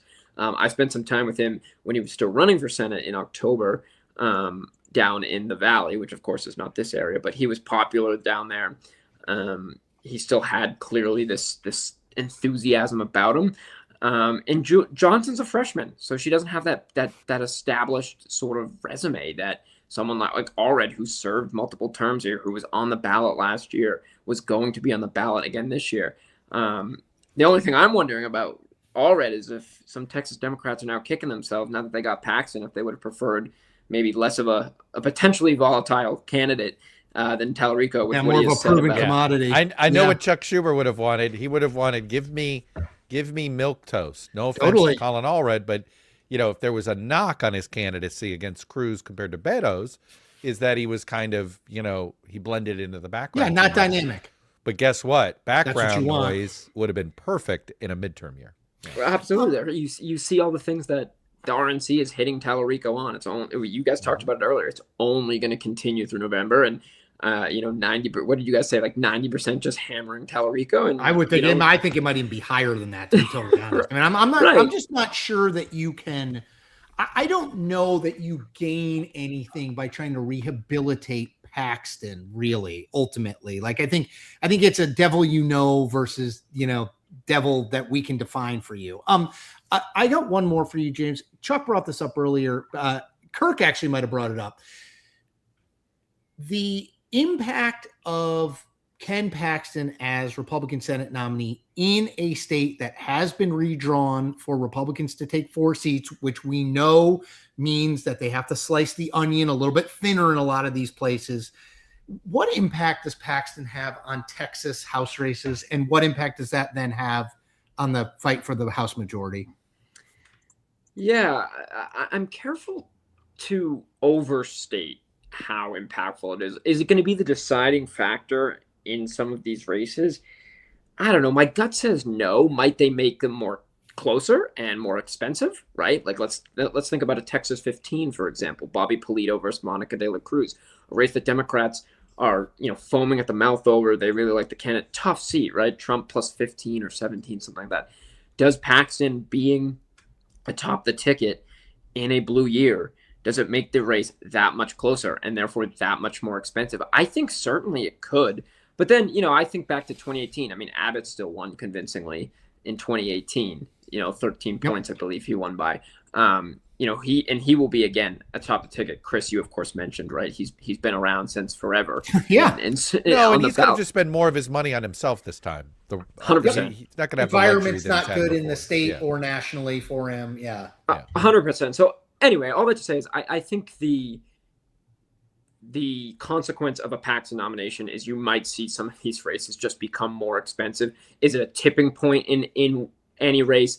I don't know. It's way too early to say. We'll see how Paxton polls in some of these district polling come, September, October, and I'm sure we are going to see a lot of, Paxton polling at this in Texas 28 and this in Texas 34. Mm-hmm. So we'll see just how impactful his candidacy will be in, but I think it's going to ring up the price tag in a lot more of these races. Yep. And that's the thing. I think that's so important for people to understand. Even if Paxton wins, and I think he has to be considered the favorite, and it's not a massive favorite, he has to be considered a favorite. It's Texas. Trump won by 14. The amount of money it's going to cost at the Senate level and at the House level, right, is significant. And that money comes out of a pot of money. That means it can't go to other places. That's just how it works. And when you have a state as expensive as Texas and a candidate who's not probably going to raise a bunch of money like Paxton, and you need it if you're Republicans, it does matter. Yeah. And just one last thing is like you're seeing, there's not a whole lot of, as we know from redistricting and even before this round, there's not a ton of competitive House seats in Texas. So you're really concentrating on 4 or 5 House seats really. Yep. And Republicans have their eyes on 2 of them in the Valley that they really want to flip. So these races were already going to be expensive. I know they're not the most expensive media markets, but they probably just got that much more expensive. And that matters. It really does. So there's not a new, but you're not adding new one. What I get to answer Chris's larger point. Yeah. 2 more races haven't come on the because of Paxton. I don't think so. It's too early to make that determination. And just, thinking about the map right now and just how gerrymandered it is, like I don't see anything new spawning out. But, who knows? Who knows what the war and the economy and whatnot, like, as I said earlier, crazier things have happened. Yeah, absolutely. I mean, that's the question. Is it a D+7 environment or is it a D+14 environment? Those are 2 very, obviously very different things with different races that are included. Absolutely. All right. James Downs, National Journal, always the closer. Thank you. Guys, great to see you. Another save, James. Another save. I know. Add another one for the, I mean, I was thinking it might be a little bit of a later night, but I haven't eaten dinner, so I am thrilled. No, I told my family 10 p.m. was more likely than not, and I think we nailed it. Do we want to do takeaways before? Yeah, sure. Skelly, you want to start? I don't want to put you on the spot, but you also can take any good ones that Chuck and I might think of. So go. Happy to do that. I think, look, Paxton winning by this large of a margin is I think a surprise. Perhaps it says it's a combination of Trump's endorsement plus just some turnout stuff in a runoff. You just got a more conservative electorate, fewer people showing up, and more sort of committed members of the Republican Party, committed MAGA Republicans showing up and making up a larger share of the electorate, and that was bad for Cornyn, as we've seen it play out. I think one thing that I think is worth remembering, looking ahead to the general election, is that Paxton wasn't polling all that differently from Cornyn against Tallarico, and that was actually a little bit surprising because obviously much of Cornyn's pitch was that, hey, I'm the more electable option. Now, I'm not saying that wouldn't turn out to be the case, and obviously we're not going to be able to prove counterfactuals one way or the other, because I think there are plenty of reasons to think Paxton has some weaknesses that could be vulnerable.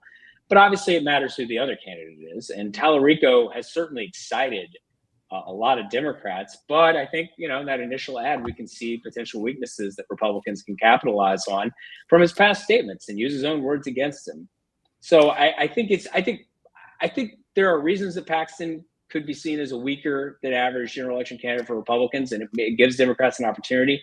But I think we shouldn't be too quick to just assume that he's, making it more of a, even just that he's so weak that Democrats are suddenly in a, where's the Kalshi market going to be tomorrow on this? So they're going to have Tallarico like more likely to win. Like I would think that's that's not right. Well, it's funny you bring it up. It's 55-45.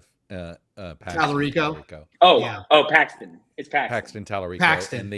And Democrats, Republicans and Democrats Senate control is 52-48 now, which is a slight tightening from what R to D. 52R, 48D. Yeah. So you've seen perception move a little bit. And my guess is, by the way, 55-45 feels about right. I agree. In terms of odds. Right. Yeah. Odds. Yeah. Let me go next. I'll let Chuck close it out. I think the fundamental question, and Jeffrey touched on this, who is James Tallarico? That's it. Is James Tallarico a youth pastor who can quote Bible verses and talk to voters who wouldn't think they could be for a Democrat? Or is he a God is six genders, mask wearing, trans loving, the fight over and that honestly, that will probably start tomorrow morning. I mean, it started tonight on Twitter and all that, but like in a paid advertising way, it could well start very soon. That to me is like, what does he become? Right? Because he still isn't that well known. That Democratic primary, which was again 84 days ago, it wasn't that heavily spending. Certainly Crockett wasn't really spending heavily on defining him in a negative way. I'm fascinated to see what for all the people in the state who don't really know who James Tallarico is, who is he? Yeah. Who does he become? Chuck. 9 p.m. Eastern time tonight was the time of death for the Bush wing of the Republican Party in the state of Texas. Yeah. And I think we haven't done the proper obituary for the Bush family in some ways created the Texas Republican Party. Okay. There really was no Texas Republican Party. John Tower wins. It starts things. George H.W. Bush was as important in the creation and sustainability of this party for generations. And I do think that, in some ways, the Railroad Commission race is the exclamation point, right? Yeah. If you're with the establishment at all, you're out. And no matter what the other guy says, even if the other guy wants to deport 100 million people, what Armit shared with us earlier, that I think is a fair critique of some of us nationally, that is just not fully understood the vibes inside the Texas Republican Party, even though it has produced Ted Cruz. And yes, John Cornyn survived. And yes, Rick Perry survived. But you know what? This isn't Rick Perry and John Cornyn's Republican Party. This is a different Republican Party. And yes, it impeached Ken Paxton, but he survived. Yep. Ken Paxton has already beaten the Bush family, right? Every time there's been this wing of the party versus the establishment, this wing has won, right? It goes back to Ted Cruz in 2012 against David Dewhurst. So I do think we ought to do a little bit of a fond farewell to the Bush wing of the party. The question is, have they gone over their skis, right? And that's what we're going to find out in November. Yep.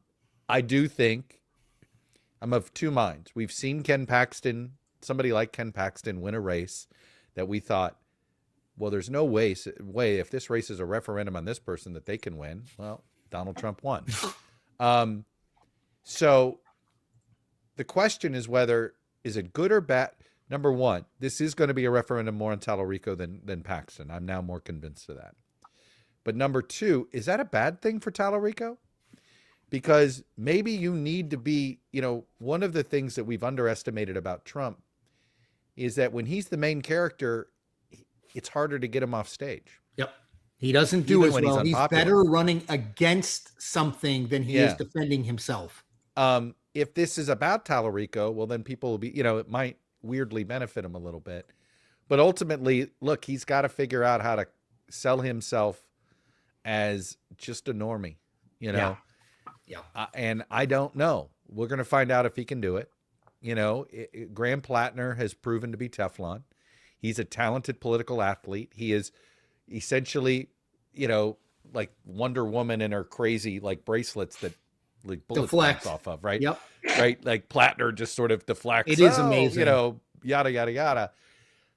can Tellerico use the New Testament and do the same thing? I don't know. Right. I'm a cautious skeptic on him, but here's what we do know. It's a $500 million mistake by Donald Trump. I mean, that's probably the more important Yep. Development tonight. Yep. Although it's probably not a mistake. I mean, I don't think he cares. He had to know. Anyway, you're right. It's not a mistake. But it's a $400 million mistake for the Republican Party that the Republican Party is going to have to fix. It's John Thune who thinks it's a mistake. Yeah. Put it that way. Next Tuesday we will be here. Skelly, you want to do a quick preview of what we're watching for next Tuesday, and then we'll say au revoir. Yeah, sure. I mean, look, the big races next week. California's top 2 primary for governor. A lot of the other California House races. Obviously, California is a little slow to count. So they should be done by the 4th of July. Yeah. So okay. It's going to be a multi-day live stream. I was going to say, I'd say for we'll just be going. Iowa's Senate primary on the Democratic side to find out who will face Ashley Hinson, who's the presumptive favorite on the Republican side, and what could be a very competitive race. I think South Dakota is going to have a pretty interesting gubernatorial primary. But there's a Republican primary for governor in Iowa too. That while Feenstra's favored, it's not a slam dunk. So that's going to be So I mean, there are a number of contests, and that I think will be there'll be plenty of interesting things to dig into. It feels like Iowa, California, and that South Dakota race, because New Jersey's also Tuesday. So will we get a Tom Kane Jr.? Will Tom Kane will we get a picture or video of Tom Kane? Yeah, it's worth noting that there'll be a number of New Jersey races where we'll get nominees in some interesting Democratic primaries. So the Democratic primary to face Kane, the Democratic primary in the 12th district, which is to succeed Bonnie Watson Coleman. That's a safe D district, but there's like 18 candidates. So lots of interesting stuff. We will be here. Stay tuned. Hey, Skelly, you're going to like this. Our buddy Alexander Theodorius, if you know him, my buddy Alex. Sure. Yeah. He loves to note that you're a UVA alum. He has reminded me that both Cornyn and Paxton are UVA law alums. How about that? Skelly knew that. Hey, so is Chip Roy. So, apparently if you want to learn the law and practice it in Texas, you go to Charlottesville, Virginia. Oh my God. Apparently. All right, everyone. Take care. Au revoir. Thank you. Spurs down 11 at half. There you go. No, okay. The closest race involving Texas tonight. It's not in Texas because it's in Oklahoma City. It's a tough night for Texas incumbents, huh? Yeah. All right, everybody. Well done, Chuck. See you, Jeffrey. Thanks, guys.